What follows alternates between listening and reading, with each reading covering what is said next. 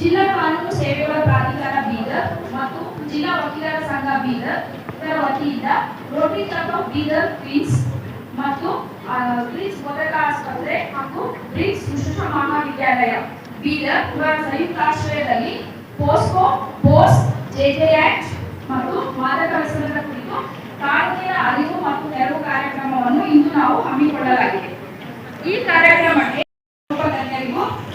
ಬೋಧಕ ಆಸ್ಪತ್ರೆ ವಿಭಾಗದ ಮುಖ್ಯಸ್ಥರಿಗೂ ನನ್ನ ಎಲ್ಲ ಶಿಕ್ಷಕ ವೃಂದದವರಿಗೂ ಇಲ್ಲಿ ನೆರೆದಿರುವ ಎಲ್ಲ ಸಭಿಕರಿಗೂ ಹಾಗೂ ನನ್ನ ಮುದ್ದು ಮಕ್ಕಳಿಗೂ ನಿಮ್ಮೆಲ್ಲರಿಗೂ ಈ ಕಾರ್ಯಕ್ರಮಕ್ಕೆ ಸ್ವಾಗತ ಸುಸ್ವಾಗತ ಕೋರುವ ನಾನು ಶ್ರೀಮತಿ ಸಂಗಮ ನಾಯಕ. ಈ ಕಾರ್ಯಕ್ರಮವು ನಮ್ಮ ಹಕ್ಕುಗಳು, ಕಾನೂನು ಜ್ಞಾನ ಮತ್ತು ನ್ಯಾಯದ ಮಹತ್ವಗಳನ್ನು ತಿಳಿಯಲು ಒಂದು ಉತ್ತಮ ವೇದಿಕೆಯಾಗಿದೆ. ಈಗ ಈ ವೇದಿಕೆಗೆ ಎಲ್ಲ ಗಣ್ಯಾತಿ ಗಣ್ಯರನ್ನು ಆಹ್ವಾನಿಸುವ ಕ್ಷಣ. ಮೊದಲನೆಯದಾಗಿ ನಮ್ಮ ಈ ಘನ ಕಾರ್ಯಕ್ರಮದ ಅಧ್ಯಕ್ಷತೆಯನ್ನು ವಹಿಸಿದಂತಹ ಡಾಕ್ಟರ್ ಶಾಂತಲಾ ಕೌಟಿಲ್ಗಿ, ನಿರ್ದೇಶಕರು ಬ್ರಿಕ್ಸ್ ಬೀದರ್, ಇವರ ವೇದಿಕೆಯ ಮೇಲೆ ಬಂದು ತಮ್ಮ ಸ್ಥಾನವನ್ನು ಅಲಂಕರಿಸಬೇಕಾಗಿ ವಿನಂತಿ.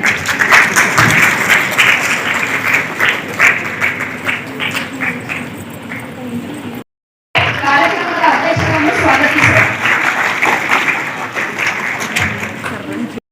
ಕಾನೂನು ಅರಿವು ಮತ್ತು ನೆರವು ಈ ಘನ ಕಾರ್ಯಕ್ರಮದ ಉದ್ಘಾಟಕರಾಗಿ ಆಗಮಿಸಿದಂತಹ ಆದರಣೀಯ ಗೌರವಾನ್ವಿತ ಶ್ರೀ ಪ್ರಕಾಶ್ ಅರ್ಜುನ್ ಬನ್ಸೋಡೆ ಸರ್, ಹಿರಿಯ ಸಿವಿಲ್ ನ್ಯಾಯಾಧೀಶರು ಹಾಗೂ ಸದಸ್ಯ ಕಾರ್ಯದರ್ಶಿಗಳು, ಜಿಲ್ಲಾ ಕಾನೂನು ಸೇವೆಗಳ ಪ್ರಾಧಿಕಾರ ಬೀದರ್, ಇವರು ಕೂಡ ವೇದಿಕೆಗೆ ಆಗಮಿಸಿ ತಮ್ಮ ಸ್ಥಾನಗ್ರಹಣವನ್ನು ಈ ಕಾರ್ಯಕ್ರಮ ಮೆರುಗು ತರಬೇಕಾಗಿ ವಿನಂತಿ. ಜೋರಾದ ಚಪ್ಪಾಳೆಯೊಂದಿಗೆ ಕಾರ್ಯಕ್ರಮದ ಉದ್ಘಾಟಕರನ್ನು ಸ್ವಾಗತಿಸೋಣ.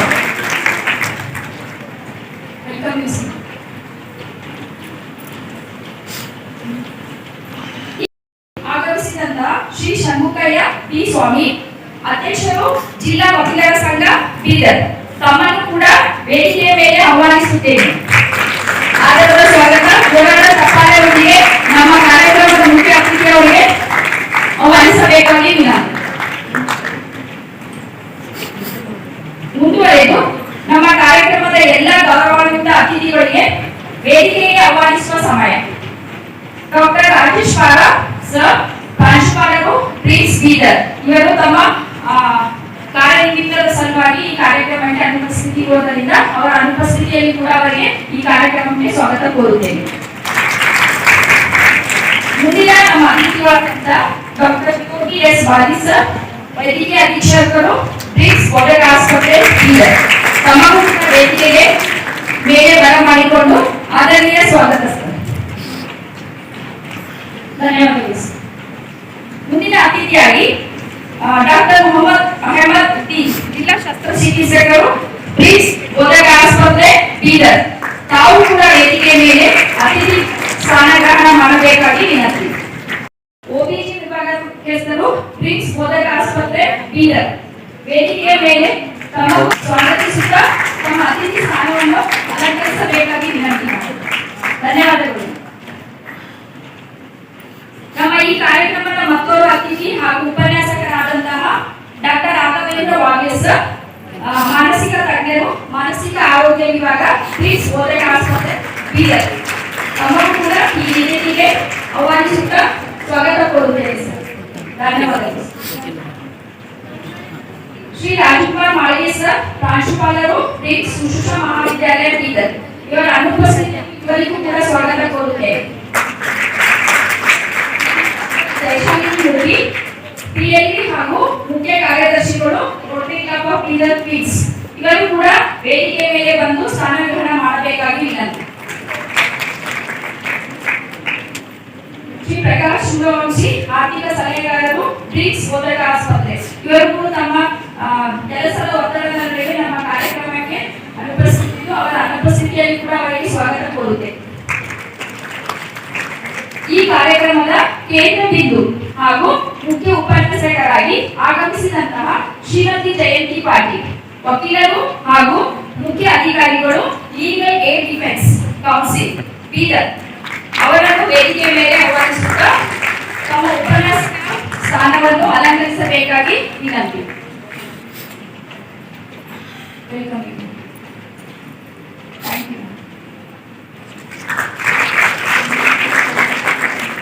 ಸ್ಥಾನಗ್ರಹಣ ಮಾಡಿದ ಎಲ್ಲ ಧನ್ಯರಿಗೂ ಧನ್ಯವಾದಗಳು.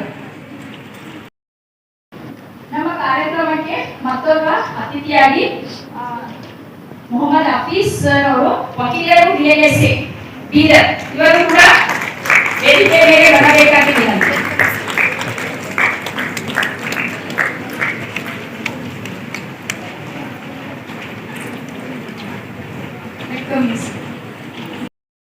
ಮಗದೊಮ್ಮೆ ಸ್ವಾಗತ ಕೋರುತ್ತೇನೆ. ಹೆಚ್ಚಿಸಿ ಯಶಸ್ಸಿನ ದಾರಿಯನ್ನು ತೋರಿಸುತ್ತದೆ.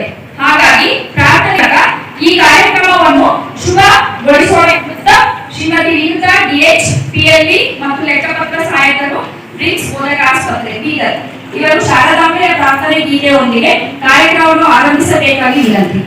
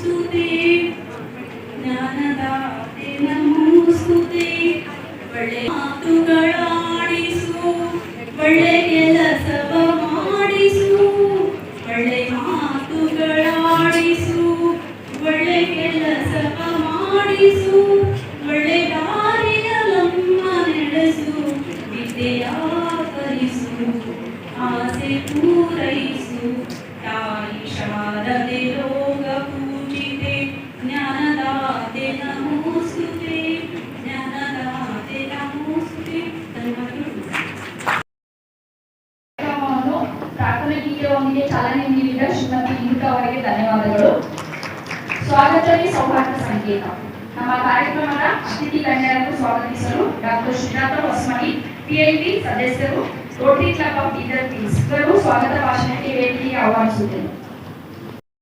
ಸೂರ್ಯನ ಉದಯ ತಾವರಿಗೆ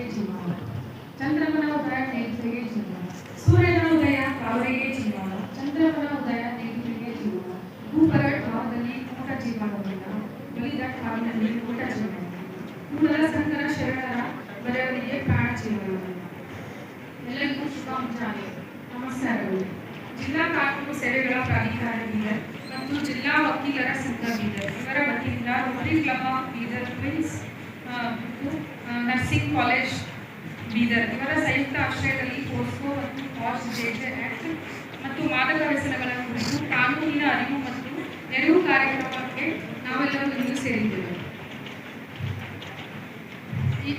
ಈ ಒಂದು ಅದ್ಭುತ ಕಾರ್ಯಕ್ರಮಕ್ಕೆ ಉದ್ಘಾಟಕರಾಗಿ ಆಗಮಿಸಿದಂತಹ ನಮ್ಮೆಲ್ಲರ ಅಚ್ಚುಮೆಚ್ಚಿನ ಸರಳ ಸ್ವಭಾವದವರ ಸದಾ ಹಸನ್ಮುಖಿಯಾದ ಶ್ರೀ ಪ್ರಕಾಶ್ ಅರ್ಜುನ್ ಬನ್ಸೋಡೆ ಸರ್ ಅವರಿಗೆ ಎಲ್ಲರ ವತಿಯಿಂದ ಹೃತ್ಪೂರ್ವಕ ಸ್ವಾಗತ ಸುಸ್ವಾಗತವನ್ನು ಕೋರುತ್ತೇವೆ.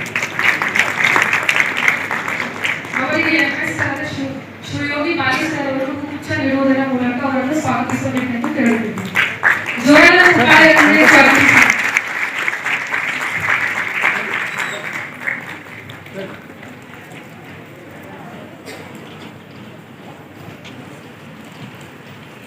ಈ ಕಾರ್ಯಕ್ರಮಕ್ಕೆ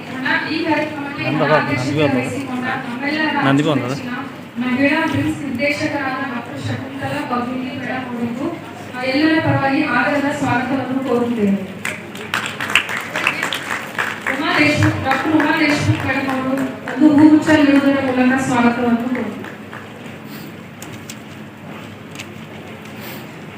ಹೆಣ್ಣು ಸೃಷ್ಟಿಯ ಅಮೃತ ಕಲಾಕೃತಿ, ತಾಳ್ಮೆಯ ಮೂರ್ತಿ, ಜೀವನದ ಪ್ರತಿ ಹಂತದಲ್ಲಿ ಶಕ್ತಿಯಾಗಿ ನಿಲ್ಲುವಳು.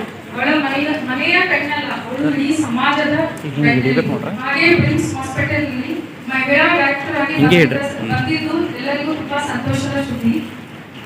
ಮೇಡಮ್ ಬಂದಿದ್ದರಿಂದ ಯಾವ ರೋಗಿಗಳಿಗಾಗಲಿ ಯಾವ ಸಿಬ್ಬಂದಿದವರಿಗೆ ಅನ್ಯಾಯ ಆಗಲ್ಲ ಎಂಬ ನಮ್ಗೆಲ್ಲ ಅದು ಭರವಸೆ ಇದೆ. ಅದಕ್ಕೆ ಮೇಡಮ್ಗೆ ಲೇಡಿ ಆಗಿ ಬಂದಿದ್ದಾರಲ್ಲ ಮೇಡಮ್ ಅಂತ ಬ್ರಿಮ್ಸ್ ನಲ್ಲಿ, ಅದಕ್ಕೆ ಎಲ್ಲರಿಗೂ ತುಂಬಾ ಸಂತೋಷವಿದೆ. ಮೇಡಮ್ ಒಂದು ಬಿಗ್ ಕ್ಲಾಪ್ಸ್ ಹಾಕಿ ಎಲ್ಲರೂ ನಡೆಸ್ತೀನಿ. ತುಂಬಾ ನಿರೀಕ್ಷೆ ಎಲ್ಲರಿಗೆ ಧನ್ಯವಾದಗಳು. ಅದೇ ರೀತಿ ಅತಿಥಿ ದೇವೋಭವ, ಅತಿಥಿಗಳನ್ನು ಸ್ವಾಗತಿಸುವುದು ನಮ್ಮ ಸಂಸ್ಕೃತಿ ಮತ್ತು ಮುಖ್ಯ ಅತಿಥಿಯಾಗಿ ಆಗಮಿಸಿದ್ದ ಶ್ರೀ ಷಣ್ಮುಖಯ್ಯ ಸ್ವಾಮಿ ಸರ್, ಅಧ್ಯಕ್ಷರು ಜಿಲ್ಲಾ ವಕೀಲ ಸಂಘ ಬೀದರ್ ಅವರಿಗೂ ನಮ್ಮ ಕ್ಲಬ್ ವತಿಯಿಂದ ಆದರದ ಸ್ವಾಗತ ಸುಸ್ವಾಗತವನ್ನು ಕೋರುತ್ತೇವೆ.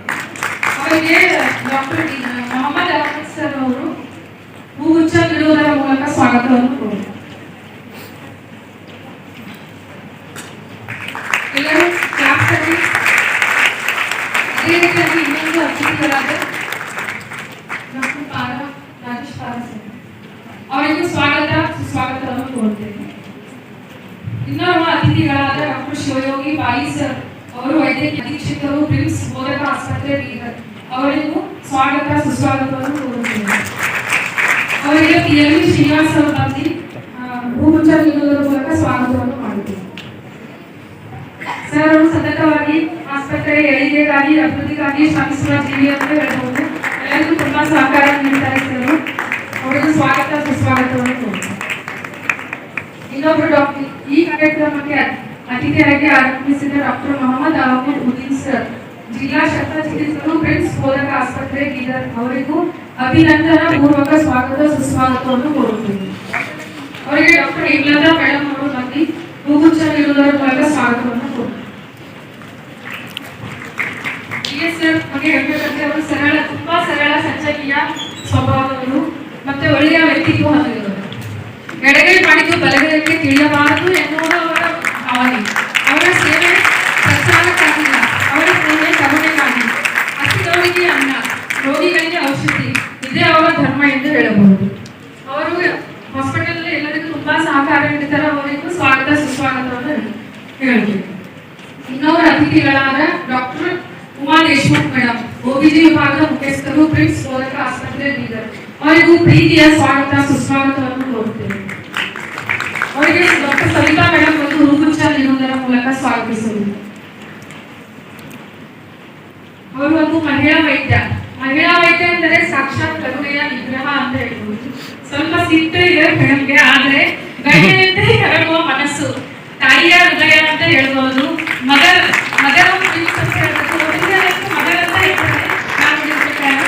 ಮೇಡಮ್ ಎಲ್ಲರಿಗೂ ಸಹಕಾರ ಇದೆ.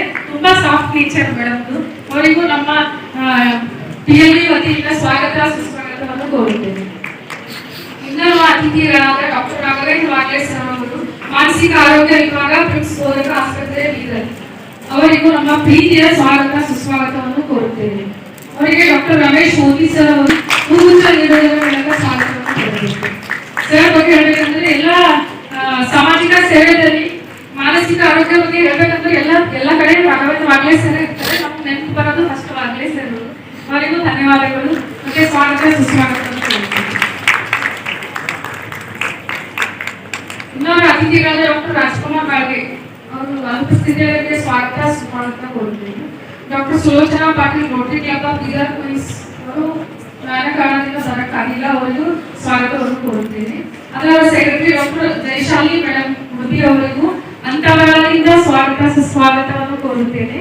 ಇವರಿಗೆ ಮಂಜುಳಾ PLD ಬಂದು ಸ್ವಾಗತ ಹೂಗುಚ್ಛ ನೀಡಿ ಸ್ವಾಗತ, ವಿನುತವರ ಪತಿ ಹೂಗುಚ್ಛ ನೀಡಿ ಸ್ವಾಗತ ಸುಸ್ವಾಗತವನ್ನು ಕೋರಬೇಕು. ಅವರು ನಮ್ಮ ಸ್ನೇಹಿತೆ ಮತ್ತು ಸದಾ ಸಮಾಜ ಸೇವಕ್ಕೆ ನಿಂತಿನ ವ್ಯಕ್ತಿ ಅಂತ ಹೇಳ್ಬೋದು. ಯಾವಾಗೂ ಸಿದ್ಧರಾಗಿರ್ತಾರೆ ಸಮಾಜ ಸೇವೆಗೆ. ಅವರಿಗೆ ಸ್ವಾಗತ.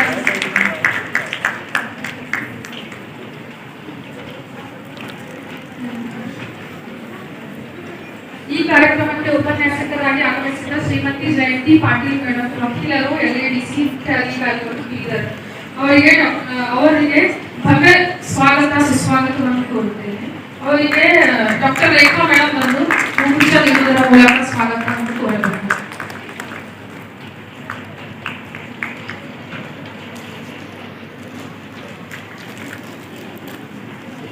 ಈ ಕಾರ್ಯಕ್ರಮದಲ್ಲಿ ಪ್ರಾಥಮಿಕ ಗೀತೆ ಮಾಡಿದ ಮುಕ್ತಾ ಮೇಡಮ್, ಮಂದಾರ ಮತ್ತೆ ಜಯಶಾಲಿ ಮೇಡಮ್ ಮತ್ತು ಎಲ್ಲಾ PLDಗಳು, Rotary club of Bidar Queens, nursing ಕಾಲೇಜಿನ ಸಿಬ್ಬಂದಿಗಳು ಮತ್ತೆ ವಿದ್ಯಾರ್ಥಿಗಳು ಎಲ್ಲರಿಗೂ ಪ್ರತ್ಯಕ್ಷವಾಗಿ ಪರೋಕ್ಷವಾಗಿ ಯಾರ್ಯಾರು ಈ ಕಾರ್ಯಕ್ರಮ ಯಶಸ್ವಿಯಾಗಲು ಕಾರಣ ಆಗಿರುತ್ತಾರೆ ಅವರಿಗೆಲ್ಲ ಸ್ವಾಗತವನ್ನು ಕೋರುತ್ತೇನೆ. ಧನ್ಯವಾದಗಳು.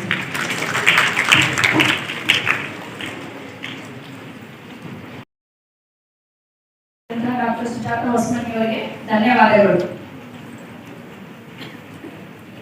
ಈಗ ಇನ್ನೊಬ್ಬ ಅತಿಥಿಗಳಿಗೆ ಆಫೀಸರ್ ಅವರಿಗೆ ಹೂಗುಚ್ಛ ನೀಡಿ ಸ್ವಾಗತ ನೀಡಬೇಕಾಗಿ ಸಂತೋಷ್ PLD ಬೀದರ್ ಇವರು ವೇದಿಕೆಯ ಮೇಲೆ ಬಂದು ನಮ್ಮ ಆಫೀಸರ್ ಅವರಿಗೆ ಸನ್ಮಾನ ಮಾಡಬೇಕಾಗಿ ಹೂಗುಚ್ಛ ಕೊಟ್ಟು ಆದರದ ಸ್ವಾಗತ ಕೋರಬೇಕಾಗಿ ವಿನಂತಿ.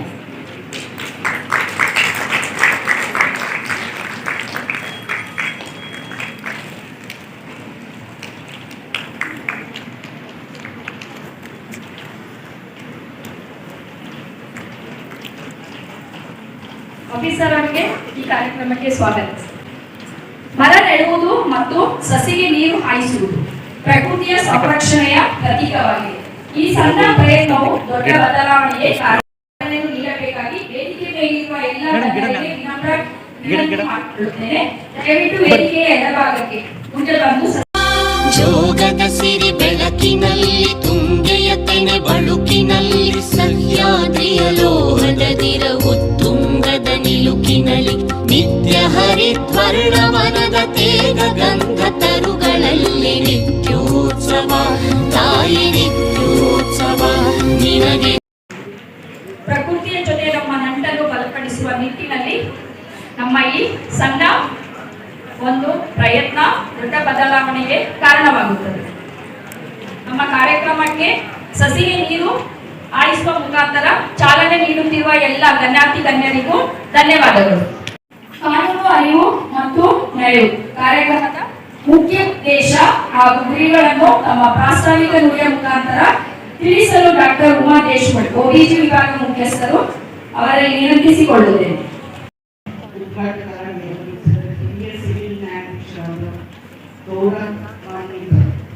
ಶ್ರೀ ಪ್ರಕಾಶ್ ಅರ್ಜುನ್ ಬನ್ಸೋಡೆ ಸರ್ ಅವರಿಗೆ, ಅಧ್ಯಕ್ಷತೆ ವಹಿಸಿರುವ ಪ್ರಿನ್ಸ್ ನಿರ್ದೇಶಕಿಯಾಗಿರುವ ಡಾಕ್ಟರ್ ಶಾಂತಲಾ ಗೋಜರ್ತಿ ಮೇಡಮ್ ಅವರಿಗೆ ಮತ್ತು ಮುಖ್ಯ ಅತಿಥಿಯಾಗಿ ಬಂದಂತಹ ಶ್ರೀ ಷಣ್ಮುಖಯ್ಯ ಸ್ವಾಮಿ ಅಧ್ಯಕ್ಷರು ಜಿಲ್ಲಾ ವಕೀಲರ ಸಂಘ ಬೀದರ್ ಅವರಿಗೆ ಮತ್ತು ಅತಿಥಿಯಾಗಿ ಬಂದಂತಹ ಡಾಕ್ಟರ್ ಶಿವಯೋಗಿ ಪಾಲ್ ಸರ್ ವೈದ್ಯಕೀಯ ಅಧೀಕ್ಷಕರು ಮತ್ತು ಡಾಕ್ಟರ್ BS ಸರ್ ಜಿಲ್ಲಾ ಶಸ್ತ್ರಚಿಕಿತ್ಸಕರಾದ ಡಾಕ್ಟರ್ ಮೊಹಮ್ಮದ್ ಉದ್ದೀನ್ ಸರ್ ಅವರಿಗೆ ಮತ್ತು ಡಾಕ್ಟರ್ ಮಾನಸಿಕ ಆರೋಗ್ಯ ವಿಭಾಗದಿಂದ ಬಂದಂತಹ ಡಾಕ್ಟರ್ ರಾಘವೇಂದ್ರ ಬಾಗ್ಲೆ ಸರ್ ಅವರಿಗೆ ಮತ್ತು ಉಪನ್ಯಾಸಕರಾಗಿ ಬಂದಂತಹ ಶ್ರೀಮತಿ ಜಯಂತಿ ಪಾಟೀಲ್ ಸರ್ ಅವರಿಗೆ ಮತ್ತು ವೇದಿಕೆ ಮೇಲಿದ್ದ ಇನ್ನಿತರ ಗಣ್ಯ ವ್ಯಕ್ತಿಗಳಿಗೆ ಇಲ್ಲಿ ಉಪಸ್ಥಿತರಿದ್ದ ಎಲ್ಲರಿಗೂ ನನ್ನ ವಂದನೆಗಳು, ಹೃತ್ಪೂರ್ವಕವಾದ ವಂದನೆಗಳು ಮತ್ತು ಸ್ವಾಗತವನ್ನು ಕೊಡುತ್ತೇನೆ. ಈಗಿನ ದಿವಸ ಈ ಕಾನೂನಿನ ಅರಿವು ಮತ್ತು ನೆರವು ಕಾರ್ಯಕ್ರಮಕ್ಕೆ ನಮ್ಮ ಸಮಾಜದಲ್ಲಿ ದಿನೇ ದಿನೇ ಬದಲಾಗುತ್ತಿರುವ ಪರಿಸ್ಥಿತಿಗಳಲ್ಲಿ ಕಾನೂನಿನ ಅರಿವು ಬಹಳ ಮುಖ್ಯವಾಗಿದೆ. ವಿಶೇಷವಾಗಿ ಮಹಿಳೆಯರು, ಮಕ್ಕಳು ಮತ್ತು ಯುವಜನರು ಸುರಕ್ಷಿತವಾಗಿ ಬದುಕಲು ಕಾನೂನನ್ನು ಬಲವಾದ ಆಧಾರವಾಗುತ್ತದೆ. ಇಂದಿನ ಕಾರ್ಯಕ್ರಮದಲ್ಲಿ ನಾವು ಪ್ರಮುಖವಾಗಿ 4 ಮುಖ್ಯ ವಿಷಯಗಳನ್ನು ಕುರಿತು ತಿಳಿದುಕೊಳ್ಳಬೇಕಾಗಿದೆ. POCSO, that is protection of children from sexual offence act, ಮಕ್ಕಳ ಮೇಲೆ ನಡೆಯುವ ಲೈಂಗಿಕ ದೌರ್ಜನ್ಯಗಳನ್ನು ತಡೆಯಲು ಮತ್ತು ಅವರಿಗೆ ನ್ಯಾಯ ಒದಗಿಸಲು ಈ ಕಾನೂನು ಅತ್ಯಂತ ಮುಖ್ಯವಾಗಿದೆ. ಇದರ ಅವೇರ್ನೆಸ್ ಎಲ್ಲರಿಗೂ ಗೊತ್ತಿರಬೇಕು. ಮತ್ತು ಅಷ್ಟೇ ಅಲ್ಲ, ನನ್ನ ಸರ್ ರಿಕ್ವೆಸ್ಟ್ ಮಾಡ್ಕೋತೀನಿ, ಪಾಕ್ಸೋ ಕೇಸ್ ಪ್ರೆಗ್ನೆಂಟ್ ಆಗಿ ಏನಾದರೂ ಆಗಿದ್ರೆ ಇಮಿಡಿಯೇಟ್ ಆಗಿ ಅಲ್ಲಿಂದ ನಮಗೆ ಇದು ಕೊಟ್ಟರೆ, ಯಾಕಂದ್ರೆ ನಾವು ಈಗ ಫಸ್ಟ್ ಟ್ರೈಮಸ್ಟರ್ಗೆ ಇರ್ತಾರೆ, ಅಲ್ಲಿ ಹೋಗಿ ಬರೋಕ್ಕೆ 15 ದಿವಸ, ಮೊನ್ನೆ ಒಂದು ಪೇಷಂಟ್ ಅಂತೂ 15 ದಿವಸ ಅವ್ರು ಸೆಕೆಂಡ್ ಟ್ರೈಮಸ್ಟರ್ಗೆ ಹೋಗ್ಬಿಡ್ತಾರೆ. 24 ವೀಕ್ಸ್ ಇಂದ ಅವ್ರು ಹೋಗಿ ಬರೋದನ್ನ 28 ವೀಕ್ಸ್ ಅದು ವಯಬಲ್ ಆಗ್ಬಿಡ್ತಾರೆ ಮಗು ಲೇಟ್ ಆಗಿ. ಆಮೇಲೆ ನಾವು ಅಬೋಷನ್ ನಾವು ಕೊಡ್ತೀವಿ ಅಂದ್ರೆ ಮಗು ಜೀವನ ಸೇರಿಸ್ತದೆ. ಅದಕ್ಕೆ ಇಮಿಡಿಯೇಟ್ ಆಗಿ ಪಾಕ್ಸೋದ ನಾವು ಇಮಿಡಿಯೇಟ್ ಅಟೆಂಡ್ ಆಗಬೇಕು. ಮತ್ತು ಸರ್ ಅವರು ರಿಕ್ವೆಸ್ಟ್ ಮಾಡ್ತೀವಿ, ಈಗ ಅವ್ರು ಏನು ಹೇಳ್ತಾರೆ, ಈಗ ಜಯಂತಿ ಮಾಡಮ್ಮ ಅದನ್ನು ನಾವು ಕೇಳೋಣ. ನಮ್ಗೆ ಸರ್ ನ್ಯಾಯಾಧೀಶರಿಗೆ ನಾವು ಇದನ್ನ ದಿವಸದಿಂದ ನಾನೀಗ ಇದು ಕಮ್ಯುನಿಕೇಟ್ ಮಾಡಬೇಕಂತಿತ್ತು. ಇದು ಕರೆಕ್ಟಾಗಿ ಟೈಮ್ ಐತಿ. As A HOD OPG request ಮಾಡಬೇಕು. ಯಾಕಂದ್ರೆ ನಾವು ತುಂಬ ಎಲ್ಲ ಪ್ರತಿಯೊಂದು ಸಲ ನಾವು ಇದನ್ನು ಫೇಸ್ ಮಾಡ್ತಾ ಇದ್ದೇವೆ. ಈಗ ಇಮಿಡಿಯೇಟ್ ಒಂದು ದಿನದಲ್ಲೇ ಅದರ ಇಂಪಾರ್ಟೆಂಟ್ ಕೊಟ್ಟರೆ ಒಳ್ಳೆಯದಾಗುತ್ತೆ. ಮತ್ತು ಅಷ್ಟೇ POSH, prevention of sexual harassment at workplace act. ಈಗ ಹೊಸದಾಗಿ ಮಹಿಳೆಯರಲ್ಲಿ ಎಲ್ಲಿ ವರ್ಕ್ ಪ್ಲೇಸಲ್ಲಿ ಮಾಡ್ತಿದ್ದೀವಿ ನಮಗೆ ಪ್ರೊಟೆಕ್ಷನ್ ಸಿಗ್ತಾ ಇದೆ.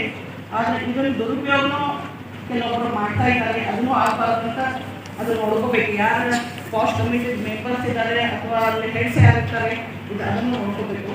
ಇದನ್ನು ಮಿಸ್ಯೂಸ್ ಆಗಬಾರ್ದು. ಆದರೆ ಇದು ಪ್ರೊಟೆಕ್ಷನ್ ಕಾನೂನು, ಇದು ಮಹಿಳೆಯರಿಗೂ ಅವೇರ್ನೆಸ್ ಇರಬೇಕು. ಇದು ಐತೆ ಅಂತ ಗೊತ್ತಿರಬೇಕು. ಆದ್ರೆ ಗೊತ್ತಾಗಿ ಇದನ್ನು ಮಿಸ್ಯೂಸ್ ಮಾಡ್ಕೋಬಾರ್ದು. JJ act, juvenile justice act, ಮಕ್ಕಳ ರಕ್ಷಣೆ, ಸಂರಕ್ಷಣೆ, ಪುನರ್ವಸತಿ ದೃಷ್ಟಿಯಿಂದ ಈ ಕಾನೂನು ಬಹಳ ಮುಖ್ಯವಾಗಿದೆ. ಇದು ಅನಾಥರು, ನಿರ್ಗತಿಕ ಮಕ್ಕಳು ಮತ್ತು ಕಾನೂನು ಉಲ್ಲಂಘನೆ ಮಾಡಿದ ಮಕ್ಕಳಿಗೆ ಸಹಾಯ ಮಾಡುವ ಉದ್ದೇಶ ಹೊಂದಿದೆ. ಮತ್ತು ಅಷ್ಟೇ ಅಲ್ಲ, ಮಾದಕ ವಸ್ತು ವ್ಯಸನ ಯಾರು ಮಾಡ್ತಾ ಇದ್ದಾರೆ, ಈಗಿನ ಯುವ ಜನರಲ್ಲಿ ವ್ಯಸನ ಮತ್ತು ಗಂಭೀರ ಸಮಸ್ಯೆ ಇದೆ.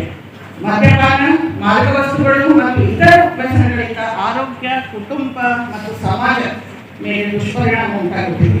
ಈ ಬಗ್ಗೆ ಜಾಗೃತಿ ಮೂಡಿಸುವುದು ನಮ್ಮ ಹೊಣೆಯಾಗಿದೆ. ಈ ಕಾರ್ಯಕ್ರಮದ ಮೂಲಕ ನಾವು ಕೇವಲ ಕಾನೂನಿನ ಅರಿವು ಪಡೆಯುವುದಲ್ಲ, ನಮ್ಮ ಜೀವನದಲ್ಲಿ ಅನುಸರಿಸಿ ಪ್ರೇರಣೆಯನ್ನು ಪಡೆಯಬೇಕು. ಇದನ್ನು ಕೇಳಿ ನಾವು ನಮ್ಮದು ಇದರೊಳಗೂ ಮಾಡೋಣ, ಇಂಪ್ಲಿಮೆಂಟ್ ಹಾಸ್ಪಿಟಲಲ್ಲೂ ಮಾಡೋಣ, ಮನೆಯಲ್ಲೂ ಮಾಡೋಣ ಮತ್ತು ಸಮಾಜದಲ್ಲೂ ಮಾಡೋಣ ಅಂತ ಹೇಳ್ತೀನಿ ನಾನು. ಇದನ್ನು ಎಲ್ಲ ಆಯೋಜಿಸಿದಂಥ ಕಾರ್ಯಕ್ರಮ ಆಯೋಜಿಸಿದಂಥ ಎಲ್ಲರಿಗೂ ನನ್ನ ಅಭಿನಂದನೆಗಳು. ವಿಷಯ ನಾನು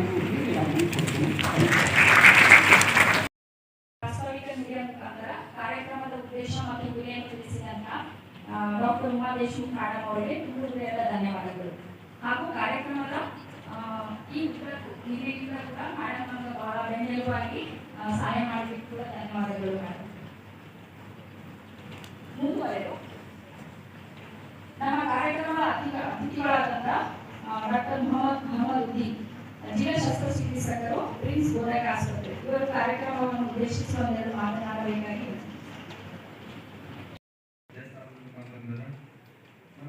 ಹಂಗೆ ಜಡ್ಜಿ ಎಲ್ಲ ಅವರು ಬಹಳ ಸೂಕ್ಷ್ಮವಾಗಿ 3-4 ಸಲ ನಾವು ವಾರ ಚಲೋ ಮಾಡಿ ಸಾಫ್ ಮಾಡಿ ಅಂತ ಹೇಳಿ ಸಾಕಾಗಿದ್ರು. ಇವತ್ತು ಖುಷಿ ಆಗ ನಮಗೂ ನೋಡಿ ಖುಷಿ ಆಗತ್ತದ. ಯಾಕಂದ್ರೆ ನಾವು ಯಾವಾಗಲೂ ಅವ್ರು ಮುಂದೆ ಬಂದ್ಬೇಕಂದ್ರೆ ನಮ್ಗೆ ಅಸಹ್ಯ ಆಗ್ತದೆ. ಬರ್ಬೇಕಂದ್ರೆ ಭಾಳ ಸಲ ಅಂತ ಹೇಳಬೇಕು ನಮ್ಗೆ ಚಲೋ ಕಾಣಿಸ್ತದೆ. ಇವತ್ತು ನಾಳೆ ಬಂದ್ಮೇಲೆ ಮುಂದಿನ ದಿವಸ ನಾವು ನೋಡಿರಲ್ಲ ಮೇಡಮ್, ಅವ್ರಿಗಂತ ನಮ್ಮ ಮನೆಗೆ ಹೋಗ್ಲಿಕ್ಕೆ ನಮ್ಗೆ ಅಸಹ್ಯ ಆಗ್ತದೆ. ನನಗಿಂತ ಜೊತೆ ಹೋಗ್ಲಿ ಅಂತ ನಾವ್ ಒಬ್ಬರೇ ಇಲ್ಲ, ಎಲ್ಲ ಸ್ಟಾಫ್ ಕೆಲಸ ಮಾಡ್ತಾರೆ, ನೀವೇ ನೋಡಿರಲ್ಲ 15 ಡೇಸ್ ಆಗ್ತದೆ. ಗಂಡಸರು ಮಾಡಂಗಂತ ಇಲ್ಲ, ಗಂಡಸರು ಮತ್ತೆ ಚಲೋ ಮಾಡ್ಯಾರ ಇಲ್ಲ ಅಂತ ಇಲ್ಲ. ಅವ್ರು ಇವತ್ತು 50% ಚಾನ್ಸ್ ಕೊಟ್ಟಾರ ಇಲ್ಲ. ಯಾಕಂದ್ರೆ ಸ್ವಲ್ಪ ಎಲ್ಲ ಸಮಾನತೆ ಇರ್ಬೇಕಂತ. ಈ ವರ್ಷ 4-5 ಮಾಡ್ಯಾರ, ಗಂಡಸರೇ ಮಾಡ್ಯಾರ. ಈಗ ಹಾಸ್ಪಿಟಲ್ ಆಗ್ಯದ, ಕಾಲೇಜ್ ಆಗ್ಯದ, ಇಲ್ಲಿ ಲೇಡೀಸ್ ಫಿಮೇಲ್ಸ್ ಅಂತ ಇರಂಗಿಲ್ಲ. ಅಡ್ಮಿನಿಸ್ಟ್ರೇಷನ್ ಇರ್ತದ ಅಷ್ಟೇ ಅಲ್ಲ. ಸ್ವಲ್ಪ ಮನಸ್ಸು ಸೂಕ್ಷ್ಮವಾಗ್ಯದ. ಅವರು ಯಾವ್ದಾದ್ರು ಕಣ್ಣು ಮುಚ್ಚಿ ಮುಟ್ಬಿಡ್ತಾರ ಅಂತ ಎಲ್ಲೂ ಇಲ್ಲ. ಫ್ರೆಂಡ್ ನಡೆಸ್ತಾರ, ಮನೆಗೆ ಹೋಗ್ತೀವಿ ನೋಡ್ರಿ ನೀವೆಲ್ಲರೂ.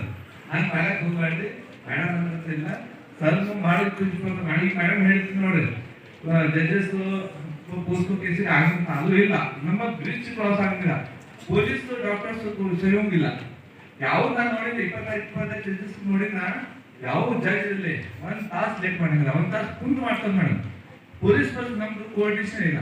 ನಾವು ಹೆಚ್ಚು ಬಿದ್ದವರಿಗೆ ಅವ್ರು ಬಂದು ನಮ್ಗೆ ಹೇಳ್ತಾರ ಟೈಮ್ ಮುಂದೆ ನಾವು ಕೊಡಂಗಿಲ್ಲ. ಯಾವ್ದು ಇಮಿಡಿಯೇಟ್ಲಿ ಮಾಡ್ತಾರೆ.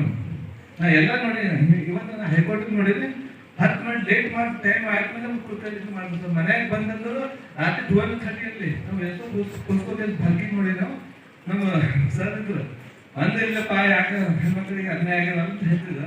ನಮ್ಗೆ ಬಿರಿಸಿ ಆಗ್ಯಾವ ನಮ್ದು ಮತ್ತು ಪೊಲೀಸ್ ಡಿಪಾರ್ಟ್ಮೆಂಟ್ ಇದೆ. ಅದು ಒಂದು ಇದು ಆಯ್ತು ಅಂದ್ರೆ ನಮ್ಗೆ ಎಲ್ಲ ಒಳ್ಳೆ ಹೆಸರು ಬರ್ತದೆ. ನಾ ಜಾಸ್ತಿ ಹೇಳಿಲ್ಲ ಹೇಳ್ತೇನೆ.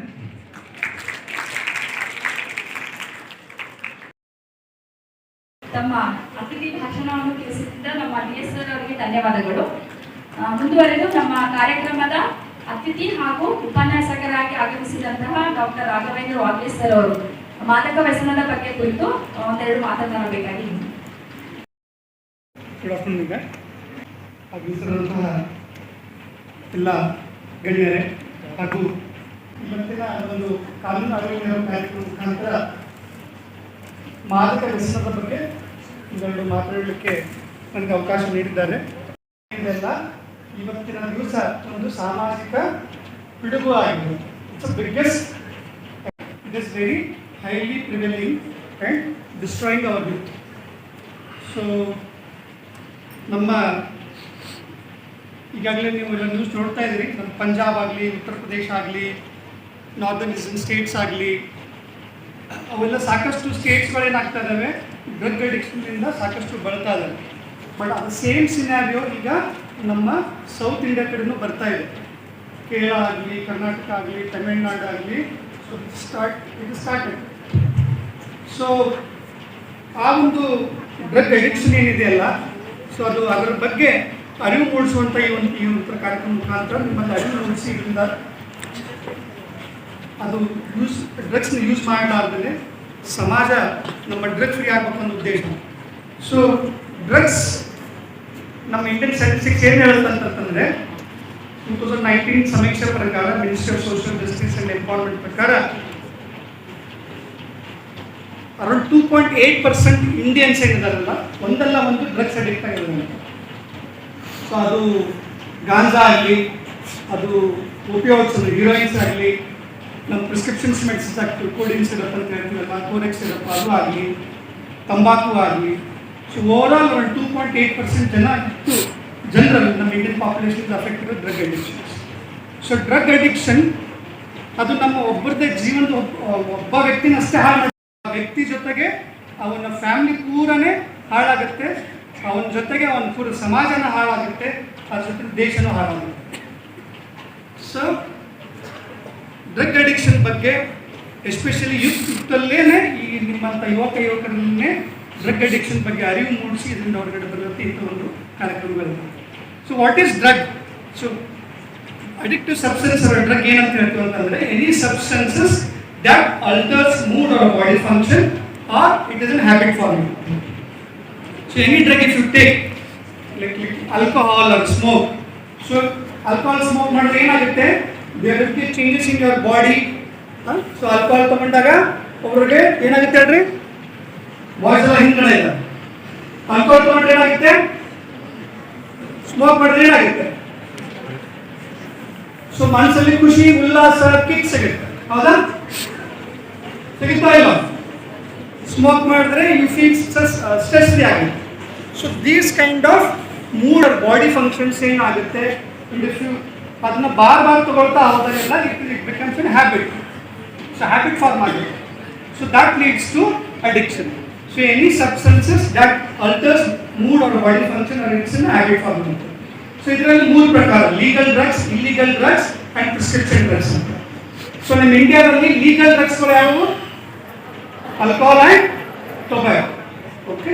ಸೊ ಇಲ್ಲಿಗಲ್ ಡ್ರಗ್ಸ್ ಅಂದರೆ ganja, heroin, so most commonly drugs. Prescription drugs ಅಂದರೆ ಕಾಫ್ ಸಿರಪ್ಸು, ಬೆಂಜೋಡೈಸೆಪಿನ್ಸ್. ಸೊ ನಮ್ಮ ಇದರಲ್ಲಿ ಏನಿದೆ ಅಂದರೆ ಕೋರೆಕ್ಸ್ ಸಿರಪ್ಗಳು. ಸೊ ಭಾಳಷ್ಟು ನಮ್ಗೆ ನೋಡಿದ್ರೆ ಅಕ್ಕಪಕ್ಕದಲ್ಲ ರೂಡ್ನಲ್ಲಿ ನಮ್ಮ ಗೌರ್ಮೆಂಟ್ ಹಾಸ್ಪಿಟ್ಲಲ್ಲಿ ಅಕ್ಕಪಕ್ಕ ದೂರಲ್ಲೆಲ್ಲ ಏನಾಗುತ್ತೆ ಅಂದರೆ ಒಂದು 8 ಬಾಟ್ಲ್ ಬೀಳ್ತಾವೆ ರಾತ್ರಿ ಆದ ತಕ್ಷಣ. ಸೊ ಅವ್ರವ್ರು ಇದ್ದಾರೆ ಜನಗಳು. ಬೆಳಗ್ಗೆ 2 ಕಾಫ್ ಸಿರಪ್, ಮಧ್ಯಾಹ್ನ 2 ಕಾಫ್, ರಾತ್ರಿ ಕಾಫ್ ಸಿರಪ್, ಪ್ಲಸ್ ಪಾಸ್ಮೋಪ್ರಾಕ್ಸಿನ್ ಕ್ಯಾಪ್ಸೂಲ್ಸ್ಗಳು ಇರ್ತದೆ. ಹೌದಾ? Opioids, tramadol tablets, injection tramadol. So ಇವೆಲ್ಲ ಡ್ರಗ್ ಅಡಿಕ್ಟಿವ್ ಸಬ್ಸ್, ಓಪಿಯಾಯ್ಡ್ಸ್ ಅಂತ ಇವೆಲ್ಲ. ಸೊ ದಟ್ ಅವು ಏನು ಮಾಡ್ತೇವೆ ಅಂತಂದರೆ ದಟ್ ಗಿವ್ಸ್ ಯುವರ್ ಕಿಕ್, ಒಂದು ಪ್ಲೆಷರ್ ಕೊಡ್ತವೆ. Or if you are going to some kind of pain, or if you are going to lot of stress, ಅದನ್ನ ರಿಲೀವ್ ಮಾಡಲಿಕ್ಕೆ ಇವೆಲ್ಲ ಹೆಲ್ಪ್ ಮಾಡ್ತೀವಿ. But it's very short time period. So ಇದೇನು ಹೇಳ್ರಿ,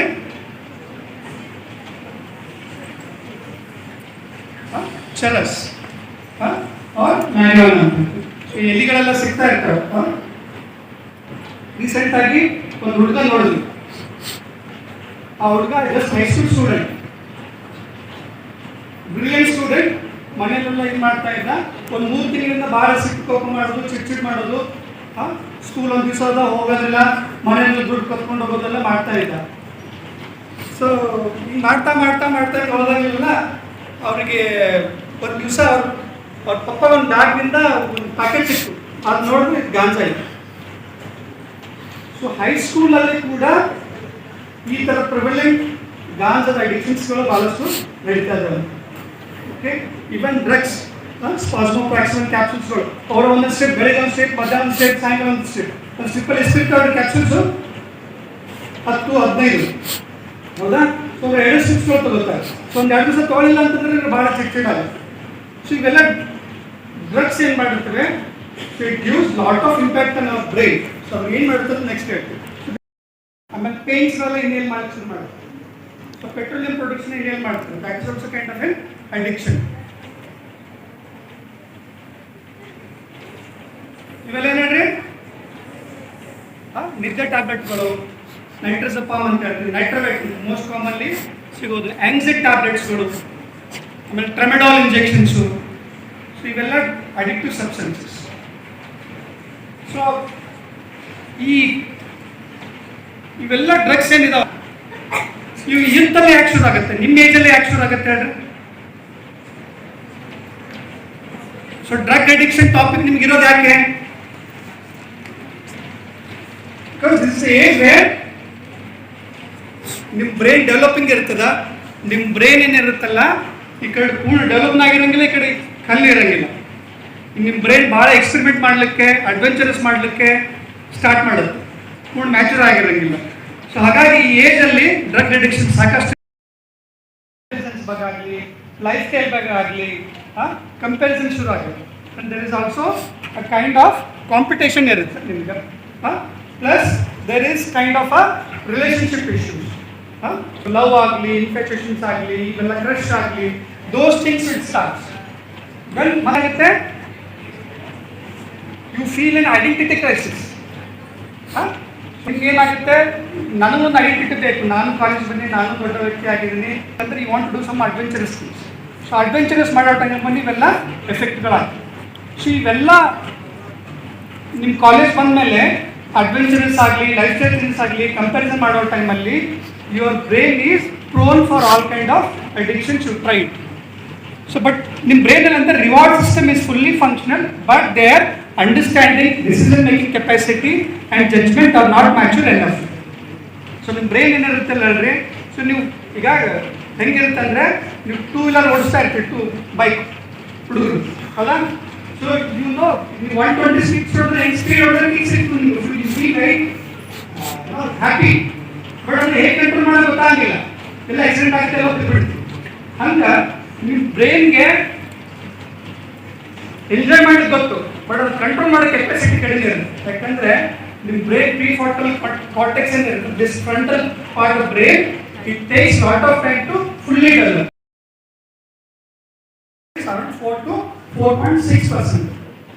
After depression, suicide ಆಗಲಿಕ್ಕೆ psychiatric ಕಾರಣ ಏನಂತಂದ್ರೆ drug abuse. Most commonly alcohol influence ತಗೊಂಡಾಗ ಅವ್ರಿಗೆ ಏನು ಮಾಡ್ತಾರೆ, ಏನು ಡಿಸಿಷನ್ ತಗೋತಾರೆ ಅರ್ಥನೇ ಆಗಿಲ್ಲ. ಸೊ ಆಲ್ಕೋಹಾಲ್ ತಗೊಂಡಾಗ ಸುಮ್ಮನೆ ಓಪಿ ಪಾಯ್ಸನ್ ತಗೊಂಡ ಔಷಧಿ ತಗೊಂಡೆಲ್ಲ ಮಾಡ್ತಾ ಇರ್ತಾರೆ. So under the influence of drug addiction suicides are very common.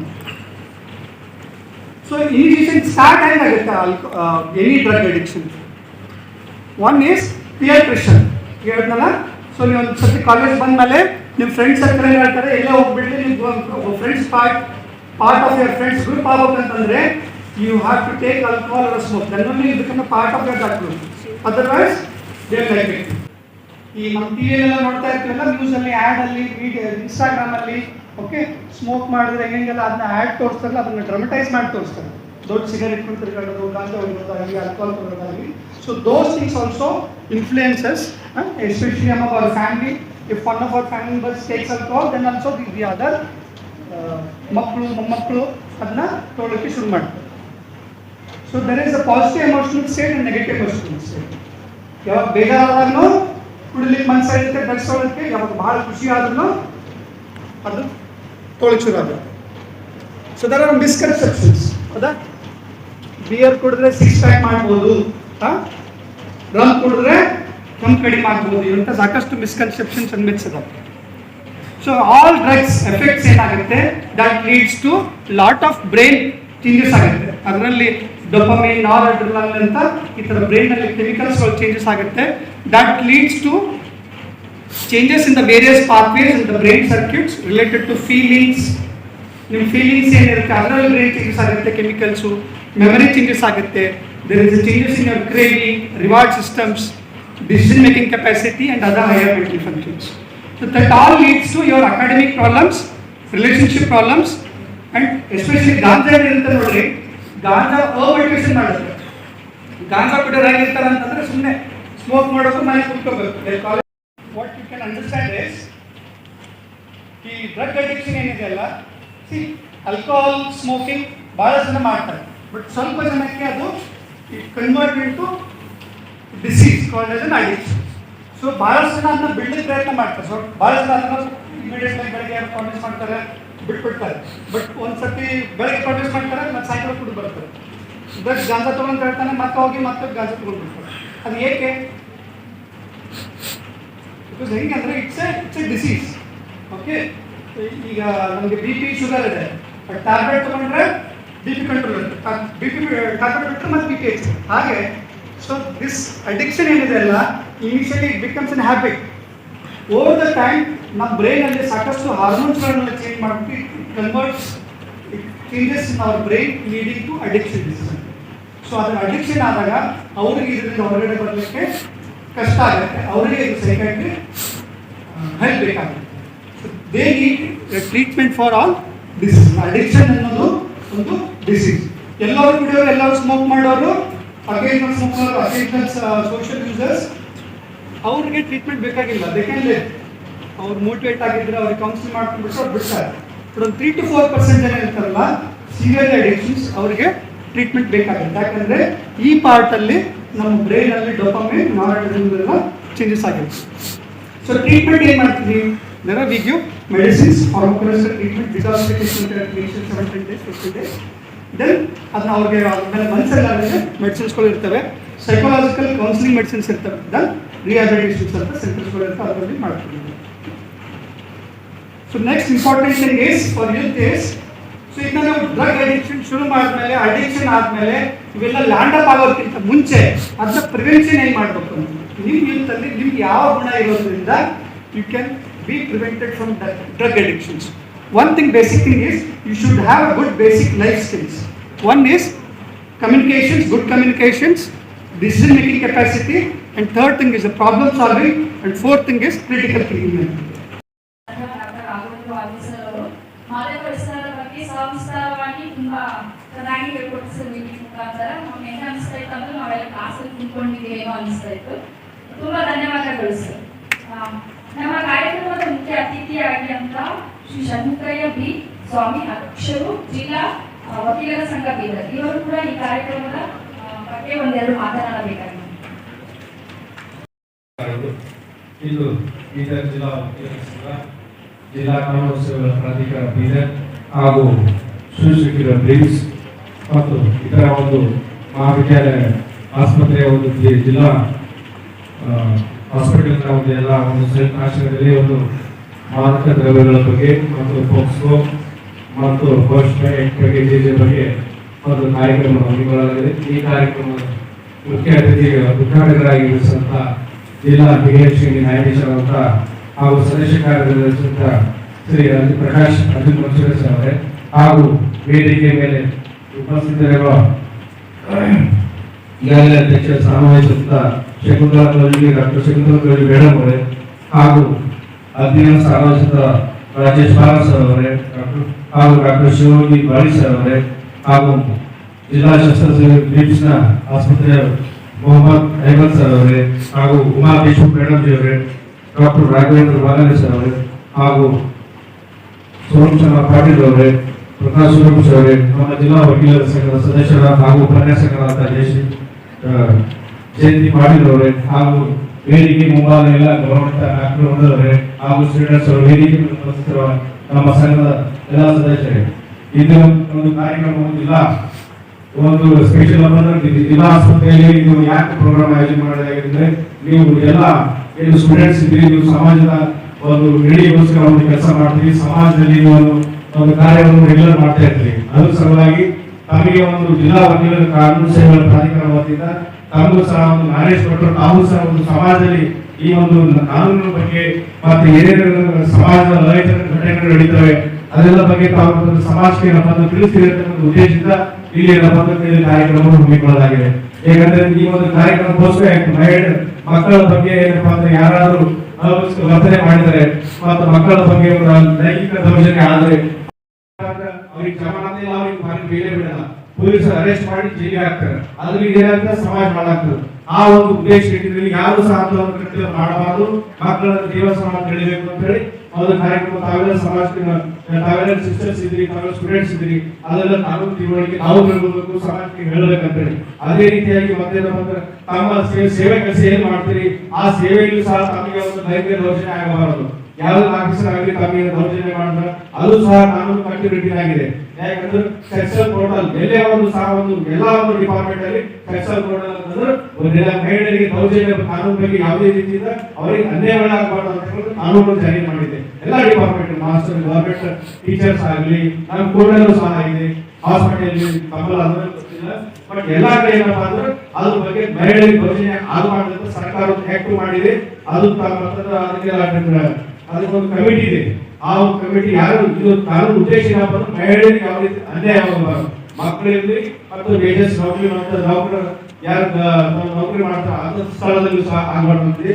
ಅದೇ ರೀತಿಯಾಗಿ ಮಕ್ಕಳು ಸಹ ಮುಂದುವರೆದಂತ ಹವ್ಯಾಸಗಳೇ ಡ್ರಗ್ಸ್ ಸಾಮಾನ್ಯ ಅಕ್ಷರ ಒಳ್ಳೆ ರೀತಿಯಲ್ಲಿ ಹೇಳಿದ್ದಾರೆ. ತಮಗೆಲ್ಲ ಡ್ರಗ್ಸ್ ಬಗ್ಗೆ ಮಾಹಿತಿ ಕೊಟ್ಟಿದ್ರೆ ಸಹ ಯಾರು ಸಹ ಡ್ರಗ್ಸ್ ಅನ್ನು ಸೇವನೆ ಮಾಡಬಾರದು.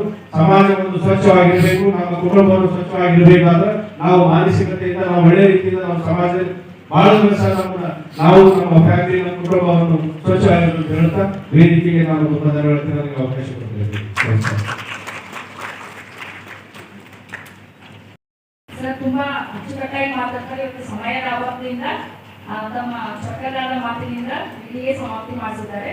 ಆಕ್ಚುಲಿ ಸರ್ ಬೀದರ್ ಜಿಲ್ಲೆಯ ವಕೀಲರ ಸಂಘದ ಅಧ್ಯಕ್ಷರಾಗಿದ್ದಾರೆ. ನಾವು ASC ಸರ್ ಕಡೆಗೆ ನಾವು PLA ಕೆಲಸ ಮಾಡ್ತೀವಿ. ಪ್ರತಿಯೊಂದು ಕಾರ್ಯಕ್ರಮ ನಮ್ದು ಯಾವುದೇ ಕಾರ್ಯಕ್ರಮ ಇರಲಿ ನಾವು ಯಾವಾಗ ಅವರಿಗೆ ನಮ್ಗಿಂತ ಅವಶ್ಯಕತೆ ಇದೆ ಅಂತ ಅಂದಾಗ ನಮ್ಮ ಎಲ್ಲಾ ಕಾರ್ಯಕ್ರಮಕ್ಕೂ ಹಾಜರಾಗಿದ್ದು ನಮಗೆ ಪ್ರೋತ್ಸಾಹ ಕೊಡ್ತಾ ಇದ್ದಾರೆ. ಧನ್ಯವಾದಗಳು ಸರ್. ತಾಯಿಯೇ ದೇವರು ಅಂತ ಒಂದು ಪ್ರಕಾರ ಇವತ್ತು ಹೆಣ್ಣು ಮಕ್ಕಳಿಗೆ ಪ್ರೊಟೆಕ್ಷನ್ ಕೊಡೋದು, ಇವರಾಗಲಿ ತಾಯಿಯಾಗಲಿ ತಂದೆಯಾಗಲಿ ಒಂದು ಸನ್ಮಾನ ಕೊಡಬೇಕು. ಆ ಒಂದು ಸನ್ಮಾನಕ್ಕೆ ನಮ್ಮ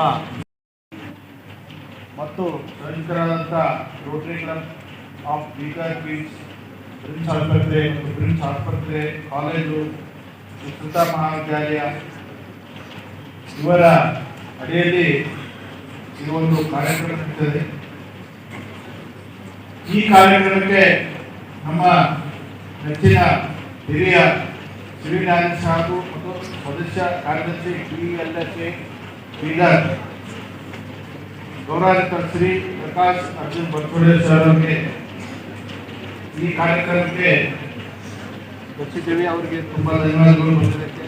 ಅದೇ ರೀತಿಯಾಗಿ ನಮ್ಮ ನೆಚ್ಚಿನ ನಿರ್ದೇಶಕರು ಡಾಕ್ಟರ್ ಶಾಂತ ಚೌಧರಿ ಅವರೇ ಮತ್ತು ಮುಖ್ಯ ಅತಿಥಿಗಳಾದಂಥ ಚಂದ್ರೇ ಸ್ವಾಮಿ ಅವರಿಗೆ, ಅವರು ಅಧ್ಯಕ್ಷರು ವಕೀಲ ಸಂಘ ಬೀದರ್ ಮತ್ತು ತದನಂತರ ಈ ಡಿಸ್ಟ್ರಿಕ್ಟ್ ಸರ್ಜನ್ ಅವರೇ, ಆಮೇಲೆ ನಮ್ಮ OBGಯ ಮುಖ್ಯಸ್ಥರಾದಂಥ ಉಪಾಧ್ಯಕ್ಷ ಮೇಡಮ್ ಅವರೇ, ಮತ್ತು ಈಗ ನಮಗೆ ಒಂದು ಸಲಹೆ ಕೊಟ್ಟಂಥ ಡಾಕ್ಟರ್ ಒಬ್ಬರೇ ಅವರೇ, ಅವರು ಒಂದು ಮಾನಸಿಕ ತಜ್ಞರು ಮತ್ತು ಅಧ್ಯಕ್ಷರು Rotary club doctor Sulochana Patil ಅವರೇ, ಆರ್ಥಿಕ ಸೇವೆಗಳಾದ ಪ್ರಕಾಶ್ ಸುರಾಂಶಿ ಮತ್ತು ಉಪನ್ಯಾಸಕರಾದ ಮೇಡಮ್ ಜಯಂತಿ ಪಾಟೀಲ್ ಅವರು ಮೇಡಮ್ ಅವರಿಗೆ ಈ ಕಾರ್ಯಕ್ರಮಕ್ಕೆ ತಮ್ಮೆಲ್ಲರಿಗೂ ಸ್ವಾಗತಿಸುತ್ತಾ, ಇವತ್ತಿನ ದಿವಸ ನಾವು ನೋಡ್ತಾ ಇದ್ದೀವಿ,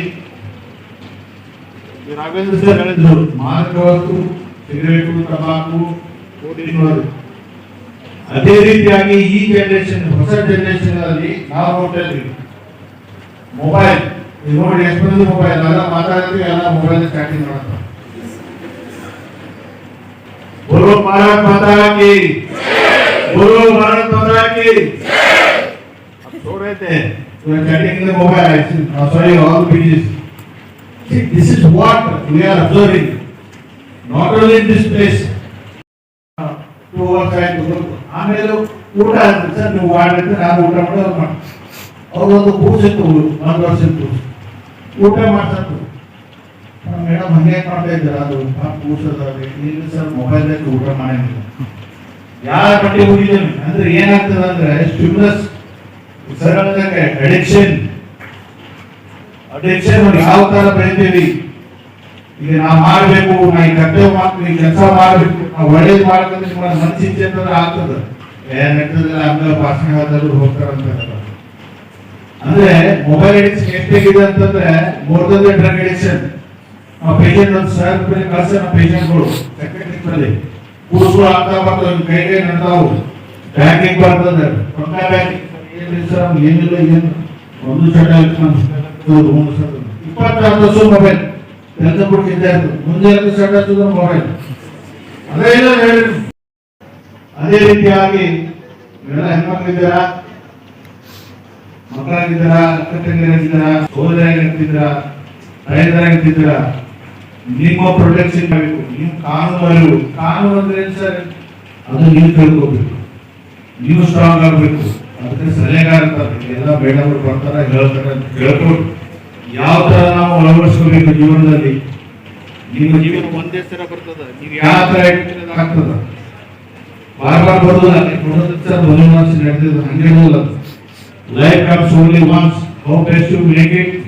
ನಿಮ್ ಕೈಯಾಗ ಇರ್ತದ, ಯಾವ ತರ ಕವರ್ ಮಾಡ್ತೀವಿ, ಯಾವ ತರ ಸೇಫ್ ಆಗ್ತದ, ಆ ತರ ನಿಮ್ಗೆ ಹ್ಯಾಬಿಟ್ಸ್ ಬರ್ತಾವ, ಆ ತರ ನೀವು ದೊಡ್ಡ ನಡೆದಿಲ್ಲ ಸರ್ ನಮ್ಗೆಲ್ಲ ಆಗುದಿಲ್ಲ ಅಂದ್ರೆ ನೀವು ಅಲ್ಲೇ ಕೂಗ್ತೀರಿ, ಮತ್ತೆ ಮ್ಯಾಗ ಬರ್ತಾರೆ, ಮ್ಯಾಲ ಹೋಗ್ತಾರೆ. ಅದಕ್ಕೆ ನಮ್ಮಲ್ಲಿ ನಾವು ವ್ಯಕ್ತಿತ್ವ ಬೆಳೆಸ್ಕೋಬೇಕು. ಅದೇ ರೀತಿಯಾಗಿ ನಿಮ್ಮ ಜೀವನ ಉದ್ಧಾರ ಮಾಡ್ಕೋಬೇಕು ಅಂತ ಮಾತು ಹೇಳಿ ಈ ವೇದಿಕೆಯಲ್ಲಿ ತಮ್ಮೆಲ್ಲರಿಗೂ ಧನ್ಯವಾದಗಳು.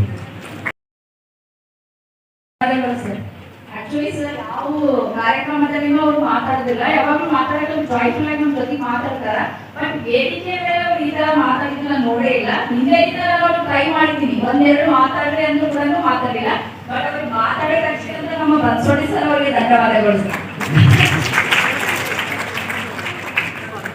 ನಮ್ಮ ಕಾರ್ಯಕ್ರಮದ ಕೇಂದ್ರ ಬಿಂದುವಾಗಿ ಹಾಗೂ ಉಪನ್ಯಾಸಕರಾಗಿ ಆಗಮಿಸಿದಂತ ಶ್ರೀಮತಿ ಜಯಂತಿ ಪಾಟೀಲ್ ಮ್ಯಾಮ್, ವಕೀಲರು, LADC ಮುಖ್ಯ ಅಧಿಕಾರಿಗಳು ಬೀದರ್, ಇವರು ಈ ಕಾರ್ಯಕ್ರಮದ ಕೆಲವೊಂದು ಆಕ್ಟ್ಗಳ ಬಗ್ಗೆ ತಿಳಿಸಿಕೊಡ್ತಾರೆ. ಹಾಗೂ ಸಿಬ್ಬಂದಿಗಳು ಈ ಕಾರ್ಯಕ್ರಮದ ಕಾನೂನು ಅರಿವು ಎರುವು ಅಂತ ಎಲ್ಲರಿಗೋಸ್ಕರ ಈ ಕಾರ್ಯಕ್ರಮವನ್ನು ಹಮ್ಮಿಕೊಳ್ಳಲಾಗಿದೆ. ಇವತ್ತಿನ ಕಾರ್ಯಕ್ರಮದಲ್ಲಿ ನಾನು ಮಾತಾಡ್ತಿರೋದು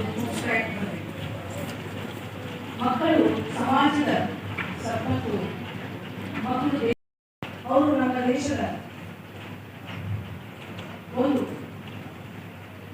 ಮಹತ್ವದ ಮುಂದಿನ ಪೀಳಿಗೆಯಲ್ಲಿ ಒಂದು ಪ್ರಜೆಗಳಾಗಿದ್ದಾರೆ. ಈ ಹಿನ್ನೆಲೆಯಲ್ಲಿ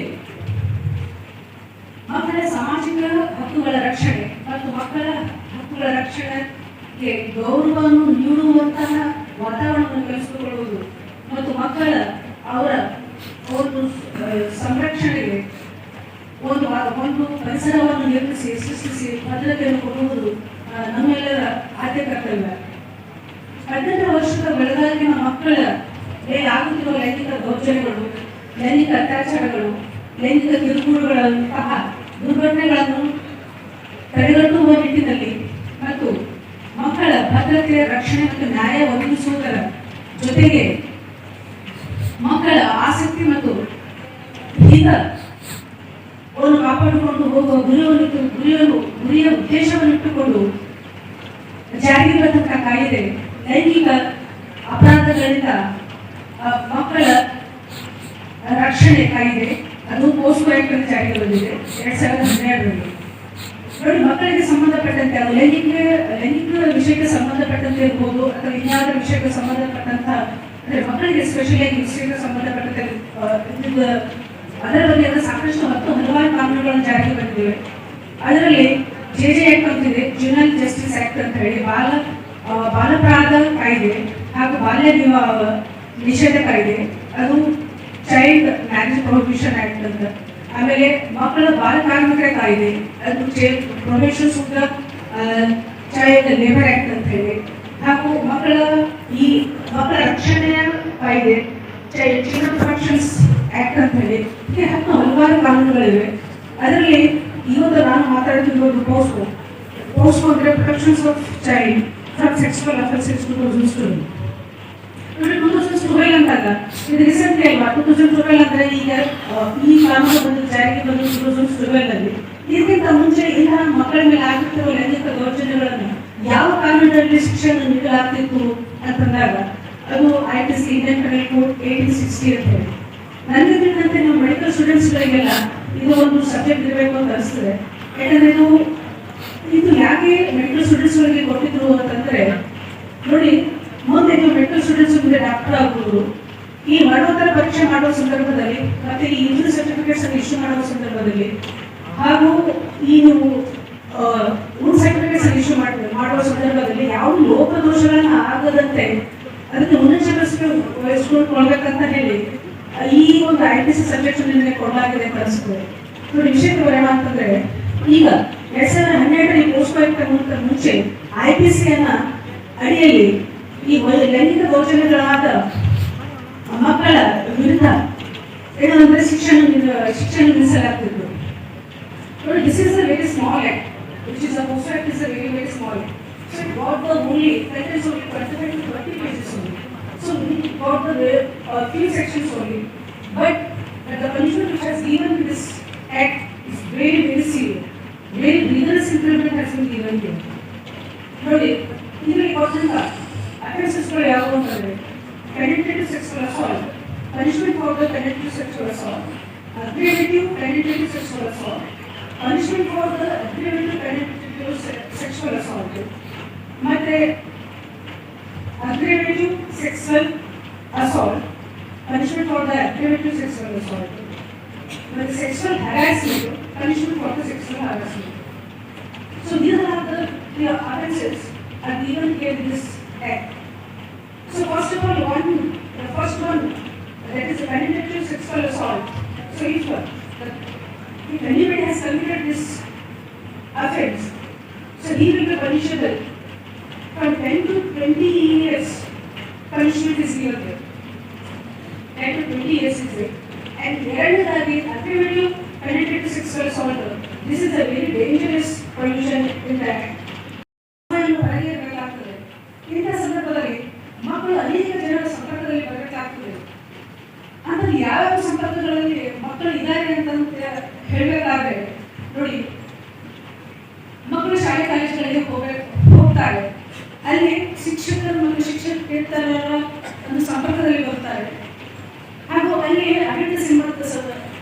ಸಿಬ್ಬಂದಿಗಳ ಸಂಪರ್ಕದಲ್ಲಿ ಬರುತ್ತಾರೆ ಮತ್ತು ಮಕ್ಕಳು ಈ ವಾಹನ ಚಾಲಕರ ಸಿಬ್ಬಂದಿಯಿಂದ ಅವರ ಸಂಪರ್ಕದಲ್ಲಿ ಬರುತ್ತಾರೆ.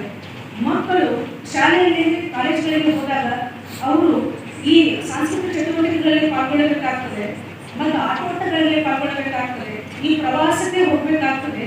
ಇಂಥ ಎಲ್ಲ ಕಡೆಯಲ್ಲಿ ಹೋದಾಗ ಮಕ್ಕಳು ಅನೇಕ ಜನರ ಪರಿಚಯಸ್ಥರು ಮತ್ತು ಪರಿಚಯ ಇಲ್ಲದಂಥ ವ್ಯಕ್ತಿಗಳ ಸಂಪರ್ಕದಲ್ಲಿ ಬರಬೇಕಾಗ್ತದೆ.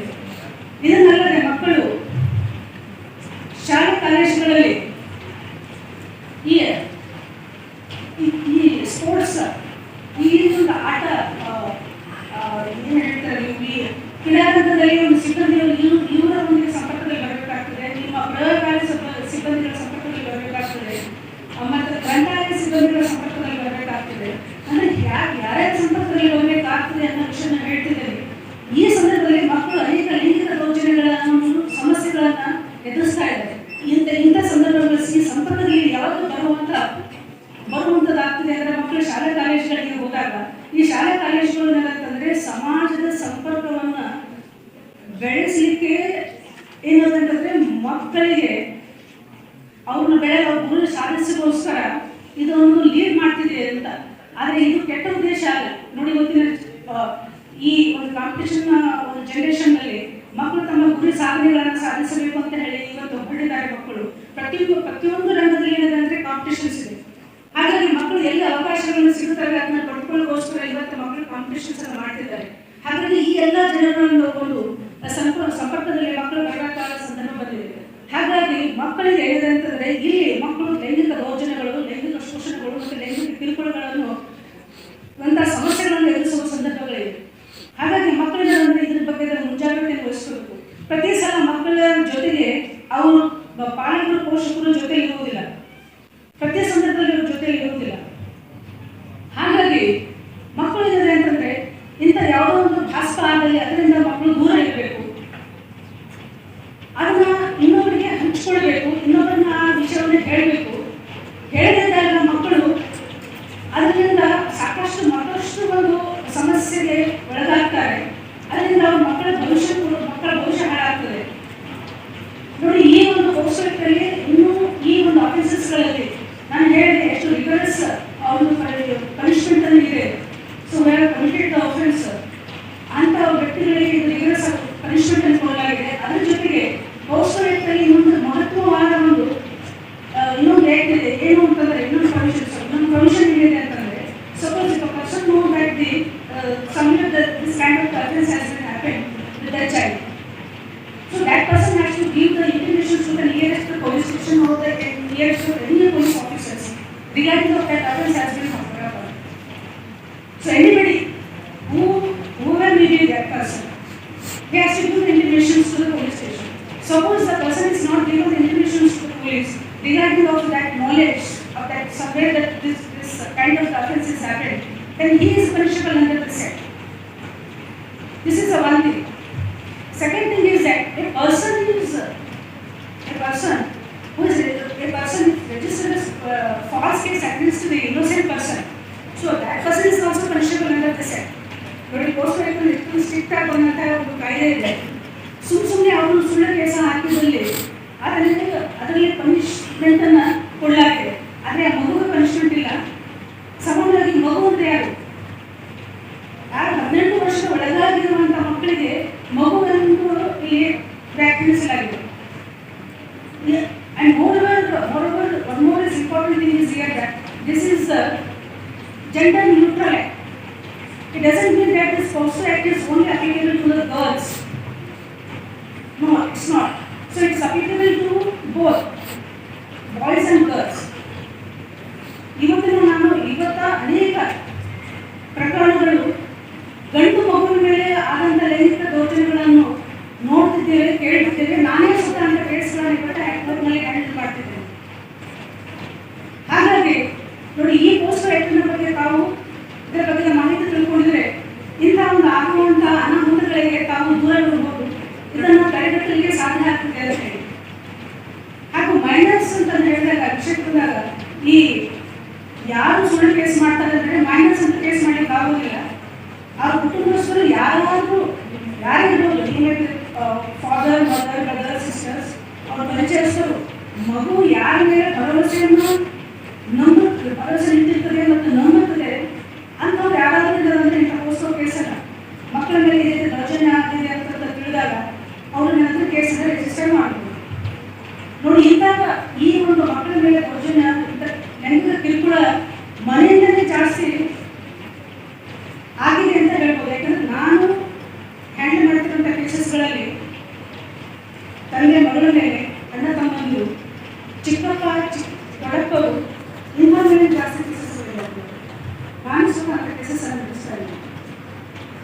ನೋಡಿ, ಬೇರೆ ಎತ್ತು ಹೊಲ ಮೇಲ್ಗಡೆ, ತಾಯಿಯ ಹಾಲು ನಂಜಾದರೆ, ಪೊಲೀಸರಿಗೆ ಕಳ್ಳರಾದರೆ, ಶಿಕ್ಷಕ ತಪ್ಪು ಬೋಧನೆ ಮಾಡಿದರೆ ಯಾರಿಗೆ ದೂರು ಕೊಡಬೇಕು ಕೂಡ ಸಂದರ್ಭ ಅಂತ ಹೇಳಿ ಶಾಲಾ ಕಾಲೇಜುಗಳ ಮಕ್ಕಳ ಒಂದಿಗೆ ಲೈಂಗಿಕ ಈ ದೌರ್ಜನ್ಯ ಹೆಚ್ಚಾಗ್ತಾ ಇವೆ. ಹಾಗಾದ್ರೆ ಮನೆಯಲ್ಲಿರುವಂತಹ ಈ ಸಣ್ಣ ಸಣ್ಣ ಮಕ್ಕಳಿಗೆ 6 ವರ್ಷದ ಮಕ್ಕಳು ಶಾಲಾ ಕಾಲೇಜಿಗೆ ಬರುವುದಿಲ್ಲ. ಹಳ್ಳಿಗಳಲ್ಲಿ ಶಾಲಾ ಕಾಲೇಜುಗಳಿಗೆ ಹೋಗುವ ಹೀಗೆ ಇರ್ತಾರೆ, ಅವ್ರ ಮೇಲೆ ಕೂಡ ಆಗ್ತಾ ಇದೆ. ಅದು ಹೇಗೆ ಅಂತಂದ್ರೆ ಅಲ್ಲಿ ಕೂಡ ಹಳ್ಳಿಗಳಲ್ಲಿ ಮಕ್ಕಳು ಮಕ್ಕಳನ್ನ ಮನೆಯಲ್ಲಿ ಬಿಟ್ಟು ಕೆಲಸಕ್ಕೆ ಹೋಗ್ತಾರೆ, ಬಟ್ಟೆ ಬಳಿಗಾರಿಗೆ ಹೋಗ್ಬೇಕಾಗ್ತದೆ. ಮಕ್ಕಳ ಮನೆಯಲ್ಲಿ ಒಂಟಿ ಇರೋದನ್ನು ನೋಡಿ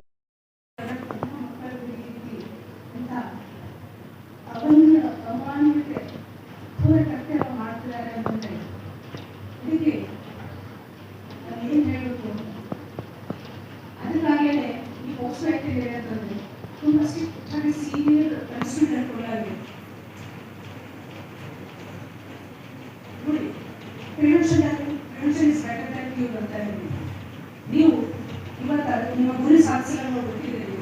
ಹಾಗಾಗಿ ಇಂಥದ್ದು ಯಾವುದೇ ವಿಷಯವನ್ನು ತಮ್ಮ ಭಾಸ್ಕೋ ಆದಲ್ಲಿ ತಾವು ಇಮಿಡಿಯೇಟ್ ಇದರ ಮಾಹಿತಿಯನ್ನು ಹಂಚಿಕೊಳ್ಳಬೇಕು.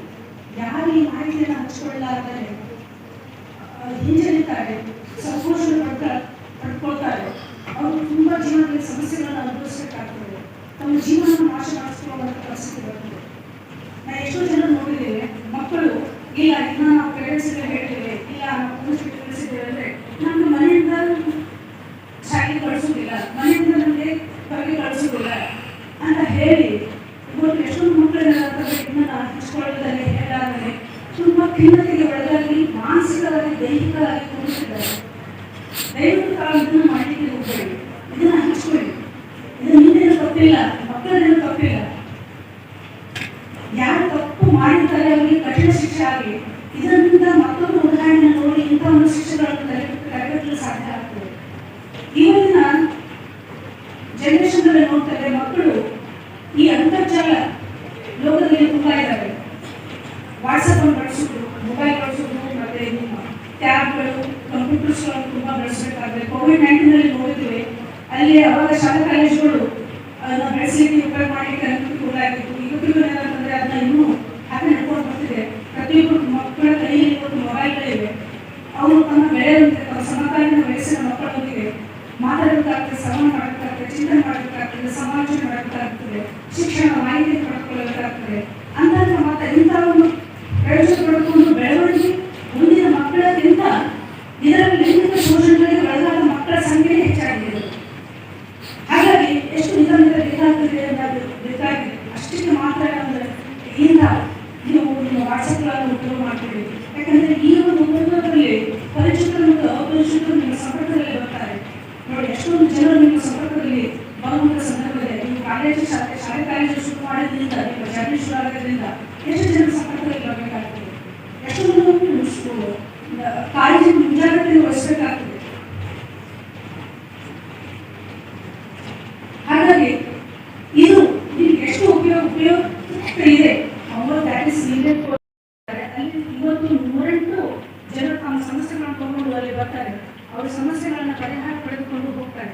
ಹಾಗಾಗಿ ಎಲ್ಲೂ ಯಾರಿಗೂ ಸಮಸ್ಯೆಗಳಿದ್ದಾಗ ಯಾವುದೇ ವಿಷಯ ಸಂಬಂಧಪಟ್ಟಂತೆ ಅಲ್ಲಿ ಬಂದು ತಾವಂತಂದ್ರೆ ಆ ಸಮಸ್ಯೆಗೆ ಪರಿಹಾರ ಪಡೆದುಕೊಳ್ಳಬೇಕಂತ ಈ ಸಂದರ್ಭದಲ್ಲಿ ಹೇಳ್ತಾ ಇನ್ನೊಂದು ಮಾತು ಏನು ಅಂತಂದ್ರೆ, ಜಾಸ್ತಿ ಸಮಯ ತಗೊಳ್ಳಬೇಕಂದ್ರೆ ತುಂಬ ಸಮಯ ಆಗಿದೆ ಅಂತ ಹೇಳಿ नरम से नौका पार नहीं होती, कोशिश करने वालों को कभी हार नहीं होती, कभी हार नहीं होती ಅಂತ ಹೇಳ್ತಾರೆ.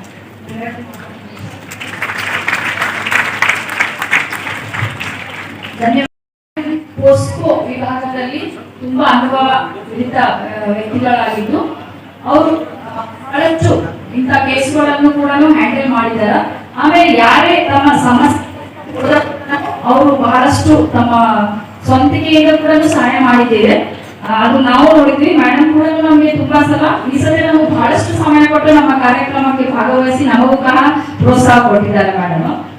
ಇಷ್ಟ ಜನ ಒಂದು ಮಹಿಳೆ ಅಂತ ಅನ್ನೋದಾಗಲ್ಲ, ಇವಾಗ ಮಕ್ಕಳಿಗೆ ಕೂಡ ಒಂದು ಕಾಲದಲ್ಲಿ ಮೇಡಮ್ ಹೇಳ್ತಾ ಇದ್ರು ಮಹಿಳೆಗೆ ಅಂತ ಹೇಳಿ, ಇಲ್ಲ ಇವತ್ತು ನಾಳೆ ಹೆಂಗಿದೆ ಅಂತಾರ ಮಕ್ಕಳ ಲೈಂಗಿಕ ದೌರ್ಜನ್ಯ ಕೂಡ ಹೆಚ್ಚುತ್ತಾ ಇದೆ.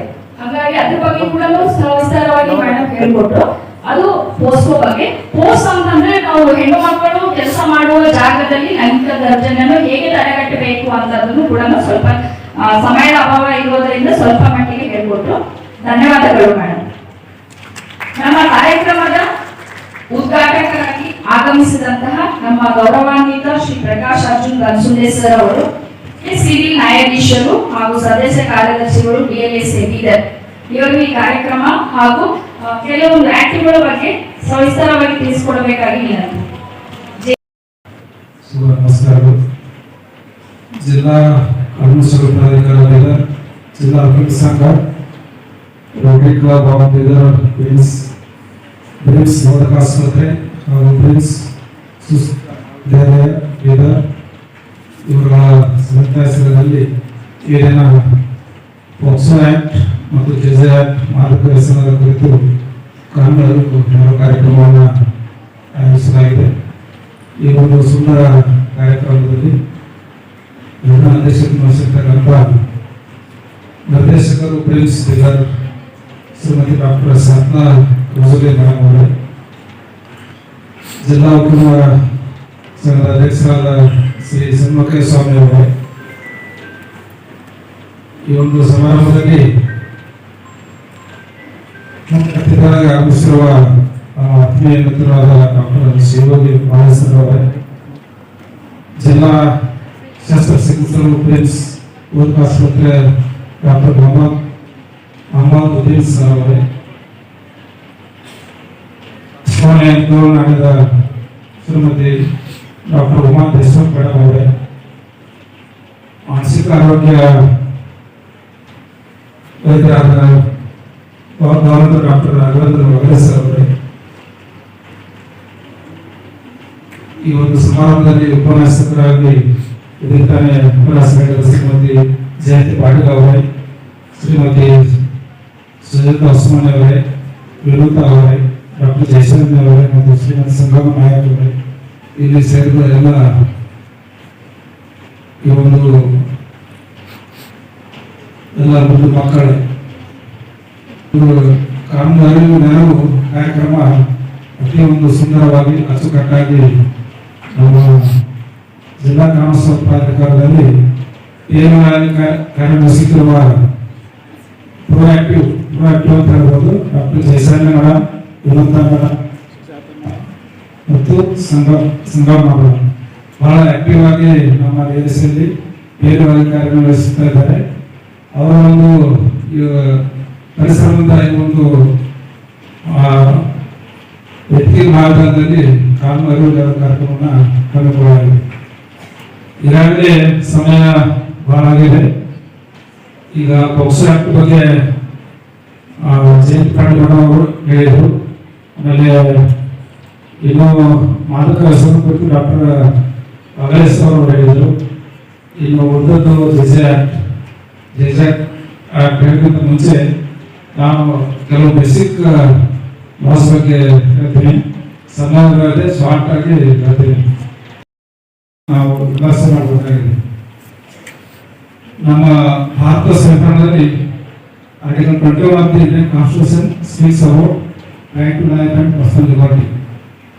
ಪ್ರತಿಯೊಬ್ಬರಿಗೂ ಕೂಡ ಜೀವಿಸುವ ಹಕ್ಕಿದೆ. ಪ್ರತಿಯೊಬ್ಬರು ಕೂಡ ಘನತೆ ಗೌರವದಿಂದ ಸಮಾಜದಲ್ಲಿ ಬಾಳಲಿಕ್ಕೆ ಅವಕಾಶವನ್ನು ಸರ್ಕಾರ ಕೊಟ್ಟಿದೆ.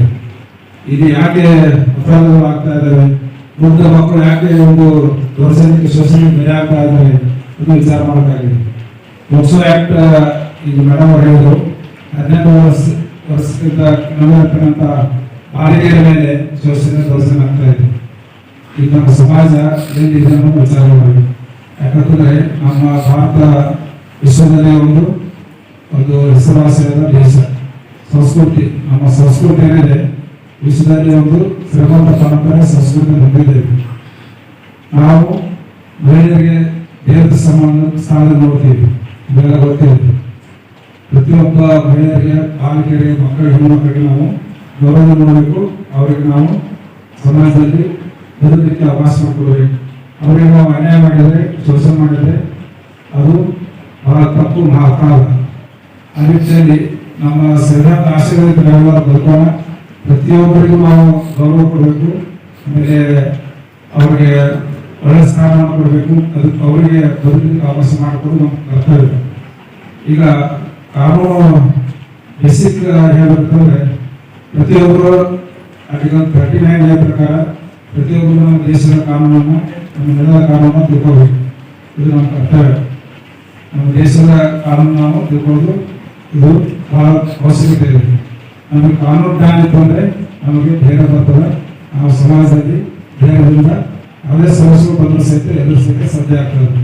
ಆ ನಿಟ್ಟಿನಲ್ಲಿ ಪ್ರತಿಯೊಬ್ಬರು ಕನಿಷ್ಠ ಕಾನೂನು ಜ್ಞಾನವನ್ನು ಹೊಂದಬೇಕು, ಕನಿಷ್ಠ ಕಾನೂನು ಜ್ಞಾನ ಇರಬೇಕು. ನಮ್ಮ ಪ್ರಾಧಿಕಾರದ ಮುಖ್ಯ ಉದ್ದೇಶ ಅದೇ ಇದೆ.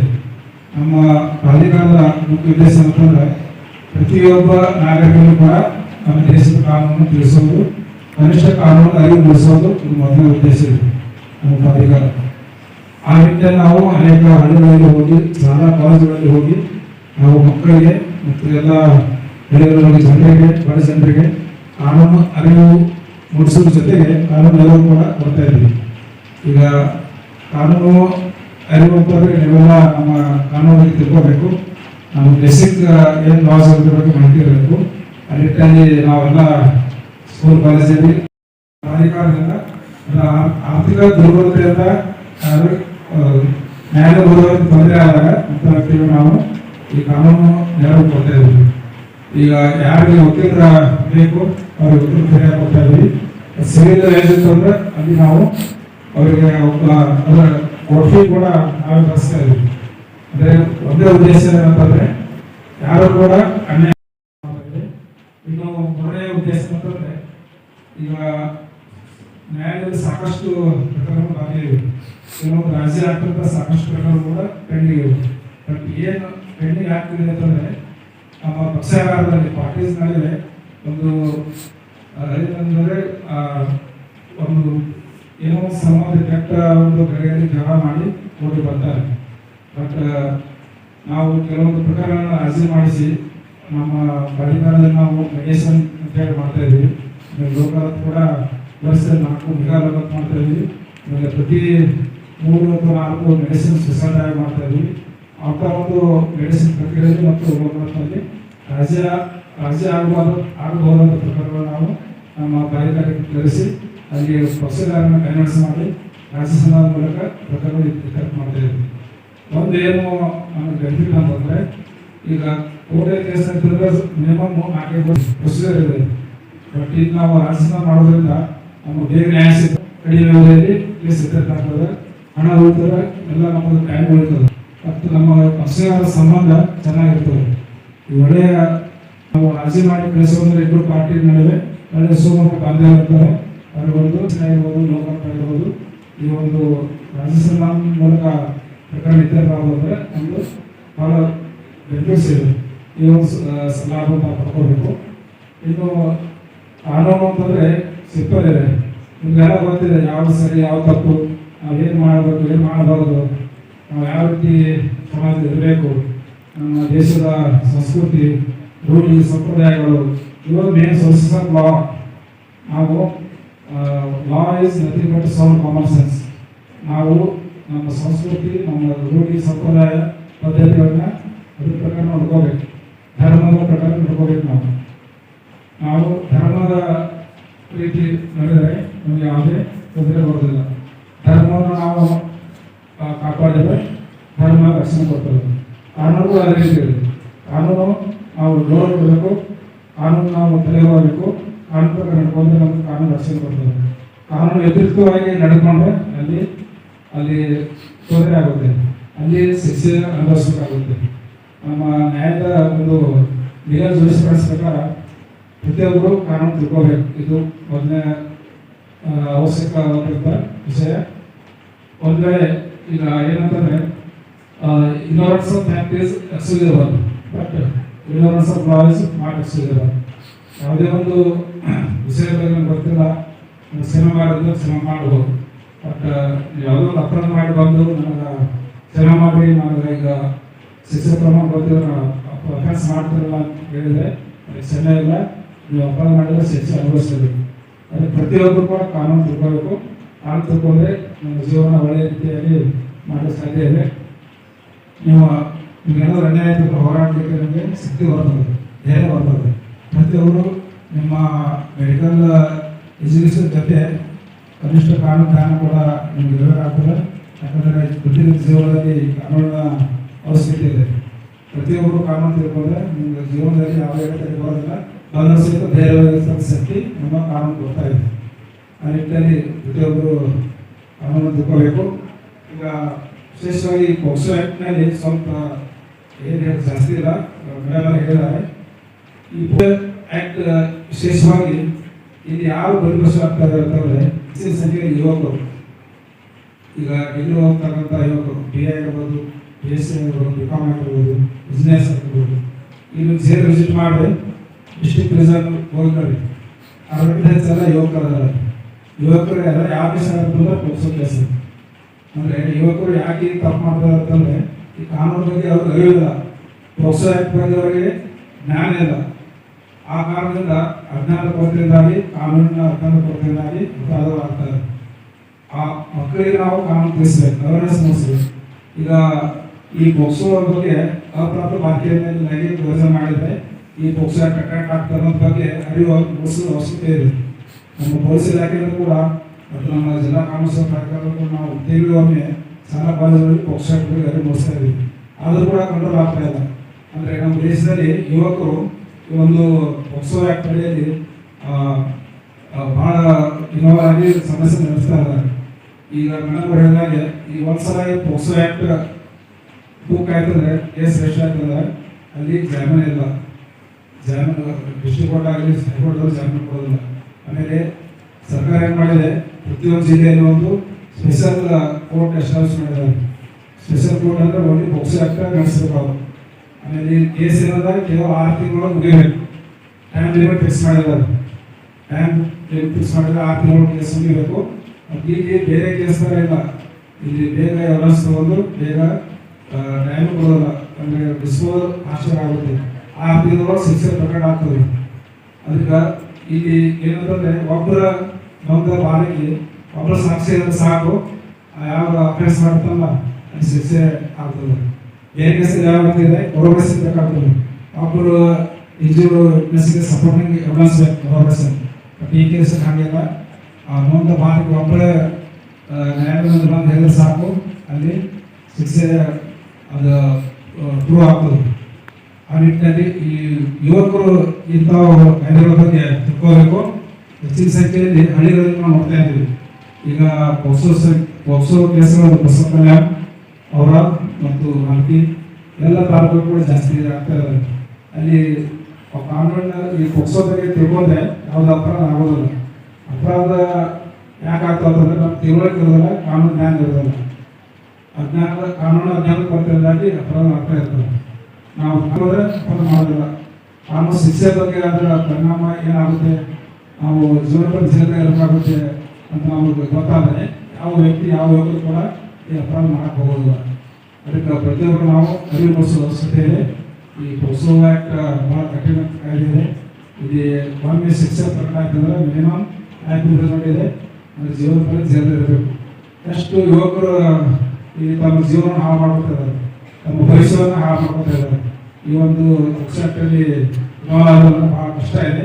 ಅವ್ರ ಭವಿಷ್ಯ ಹಾಳಾಗುತ್ತೆ ಮತ್ತು ತಂದೆ ತಾಯಿ ಕೂಡ ಆಸೆ ಇಟ್ಕೊಂಡು ಎಲ್ಲ ಅವ್ರ ಆಸೆ ನಿರಾಸೆ ಆಗಿರ್ತದೆ. ಈ ಪೋಕ್ಸೋ ಭಾಳ ಇದ್ರ ಬಗ್ಗೆ ಅವೇರ್ನೆಸ್ ಮೂಡಿಸೋ ಜವಾಬ್ದಾರಿ ನಮ್ಮ ಮೇಲಿದೆ. ಎಲ್ಲ ಡಾಕ್ಟರ್ಸು, ಆಮೇಲೆ ಇಂಜಿನಿಯರ್ಸು, ಪೊಲೀಸ್ ಆಫೀಸರ್ಸ್ ಮೇಲಿದೆ. ನಮ್ಮ ಸಮಾಜದ ಈ ಪೋಕ್ಸೋ ಕೇಸ್ ಯಾವುದೋ ಆಗಬಾರ್ದಾಗಿ ನಾವು ಇರಬೇಕಾಗ್ತದೆ. ಮೊದಲೇ ನಾವು ಮಹಿಳೆಯರಿಗೆ, ಬಾಲಕಿಯರಿಗೆ ಹೆಣ್ಮಕ್ಳನ್ನು ಗೌರವ ಕೊಡಬೇಕು. ಅವರಿಗೂ ಕೂಡ ಸಮಾಜದಲ್ಲಿ ಸಮಾನವಾಗಿ ಬದುಕಲಿಕ್ಕೆ ಅವಕಾಶ ಮಾಡಿಕೊಡಬೇಕು. ಹಿಂಗ ಎಲ್ಲರೂ ತಿಳ್ಕೊಂಡ್ರೆ ಯಾವುದೋ ಅಪರಾಧ ಆಗೋದಿಲ್ಲ. ಅವೇರ್ನೆಸ್ ಅವಶ್ಯಕತೆ ಇದೆ ಅಂತ ಹೇಳ್ತೇನೆ. ಇನ್ನು ಜೆಜೆ ಆ್ಯಕ್ಟ್ ಬಗ್ಗೆ ಹೇಳಿದ್ದಾರೆ ಮೇಡಮ್. ಇಲ್ಲಿ ಜೆಜೆ ಆ್ಯಕ್ಟ್ ಅಂತಂದರೆ ಇಲ್ಲಿ ಜುವೆನೈಲ್ ಜಸ್ಟಿಸ್ ಆ್ಯಕ್ಟ್ ಅಂತ ಬರ್ತದೆ. ಇಲ್ಲಿ ಮಕ್ಕಳು ಈಗ ಮೇಜರ್ ಅಪರಾಧ ಮಾಡಿದ್ರೆ ಎಲ್ಲ ಕೋರ್ಟಲ್ಲಿ ಬರ್ತದೆ. ಈಗ ಜೆಜೆ ಆ್ಯಕ್ಟ್ ಅಂತಂದರೆ ಈಗ ಅಲ್ಪ ವಯಸ್ಕರು ಅಪರಾಧ ಮಾಡಿದರೆ ಅದು ಜುವೆನೈಲ್ ಜಸ್ಟಿಸ್ ಬೋರ್ಡ್ ಅಂತಿದೆ. ಜುವೆನೈಲ್ ಜಸ್ಟಿಸ್ ಬೋರ್ಡಲ್ಲಿ ಒಬ್ಬರು ಮ್ಯಾಜಿಸ್ಟ್ರೇಟ್ ಅಲ್ಲಿ ಅದರ ಚೇರ್ಮನ್ ಇರ್ತಾರೆ. ಇಬ್ಬರು ಜೆಜೆ ಬೋರ್ಡ್ನವರು ಕೇಸ್ ನಡೆಸ್ತಾರೆ. ಇಲ್ಲಿ ಅಪ್ರಾಪ್ತ ಬಾಲಕಿ ಏನೋ ಅಪರಾಧ ಮಾಡಿದ್ರೆ ಅವ್ರಿಗೆ ಜೈಲಿಗೆ ಕಳಿಸೋದಿಲ್ಲ. ಅವ್ರಿಗೆ ಏನು ಮಾಡಿದ್ರೆ ಅಬ್ಸರ್ವೇಷನ್ ಹೋಮ್ ಮಾಡಿದ್ದಾರೆ. ಇದರಲ್ಲಿ ಅಬ್ಸರ್ವೇಷನ್ ಹೋಮ್ ಅಲ್ಲಿ ಇರ್ತಾರೆ ಅವರು. ಅದೆಲ್ಲ ಮಹಿಳಾ ಮತ್ತು ಮಕ್ಕಳ ಇಲಾಖೆ ವತಿಯಿಂದ ಅದು ಅಬ್ಸರ್ವೇಷನ್ ಹೋಮ್ ನಡೆಸ್ಕೊಂಡು ಹೋಗ್ತಾರೆ. ಅಲ್ಲಿ ಜುವೆನೈಲ್ಸ್ ಅಂತ ನಾವು ಅಥವಾ ಚೈಲ್ಡ್ ಕಂಪ್ಲೀಟ್ ಲಾ ಅಂತ ಹೇಳ್ತೀವಿ. ಅಂದರೆ ಕಾನೂನಲ್ಲಿ ಸಂಘರ್ಷವಾದ ಬಾಲಕ ಅಂತ ಹೇಳ್ತೀವಿ ಅಥವಾ ಬಾಲಕ ಅಂತ ಹೇಳ್ತೀವಿ. ಅಲ್ಲಿ ಅವರಿಗೆ ಒಂದು ಅಬ್ಸರ್ವೇಷನ್ ಹೋಮಲ್ಲಿ ಇರ್ತಾರೆ. ಅದರಲ್ಲಿ ಯಾವುದೋ ಒಂದು ಅಪ್ರಾಪ್ತ ಬಾಲಕ ಅಪರಾಧ ಮಾಡಿದರೆ ಈ ಕಠಿಣ ಶಿಕ್ಷೆ ಇರೋದಿಲ್ಲ. ಯಾಕಂದರೆ ಅವರಿಗೆ ಅಪ್ರಾಪ್ತ ಇರೋದ್ರಿಂದ ಒಂದು ನಿರ್ಣಯಿಸಿ ಕೊಟ್ಟಿದ್ದಾರೆ. ಅಲ್ಲಿ ಅಪರಾಧಗಳನ್ನ ಭಾಗಗಳನ್ನು ಮಾಡಿದ್ದಾರೆ. ಕಾರ್ಪೊರಲ್ ಅಫೆನ್ಸು, ಆಮೇಲೆ ಇನ್ನಸ್ ಅಫೆನ್ಸು, ಸೀರಿಯಸ್ ಅಫೆನ್ಸ್ ಈ ರೀತಿ ಮಾಡಿದ್ದಾರೆ. ಅಲ್ಲಿ ಅವರಿಗೆ ಬೇಗ ಸಿಗುತ್ತೆ. ಬಟ್ ಏನಂದ್ರೆ ಅವರು ಪ್ರೊಟೆಕ್ಷನ್ ಕೊಟ್ಟಿದ್ದಾರೆ. ಈಗ ಯಾವುದೋ ಒಂದು ಮಗು ನಿರ್ಗತಿಕ ಮಗು ಒಂದು ತಂದೆ ತಾಯಿ ಇರೋದಿಲ್ಲ, ಯಾರಿಗೆ ಗೈಡೆನ್ಸ್ ಇರೋದಿಲ್ಲ ಅಂತ ಮಕ್ಕಳಿಗೆ ಆಶ್ರಯ ಕೊಡಲಿಕ್ಕೆ ಚೈಲ್ಡ್ ಪ್ರೊಟೆಕ್ಷನ್ ಈ ಮಕ್ಕಳು ಕೂಡ ಒಂದು ರಕ್ಷಣೆ ಮಾಡಲಿಕ್ಕೆ ಅವಕಾಶ ಇದೆ.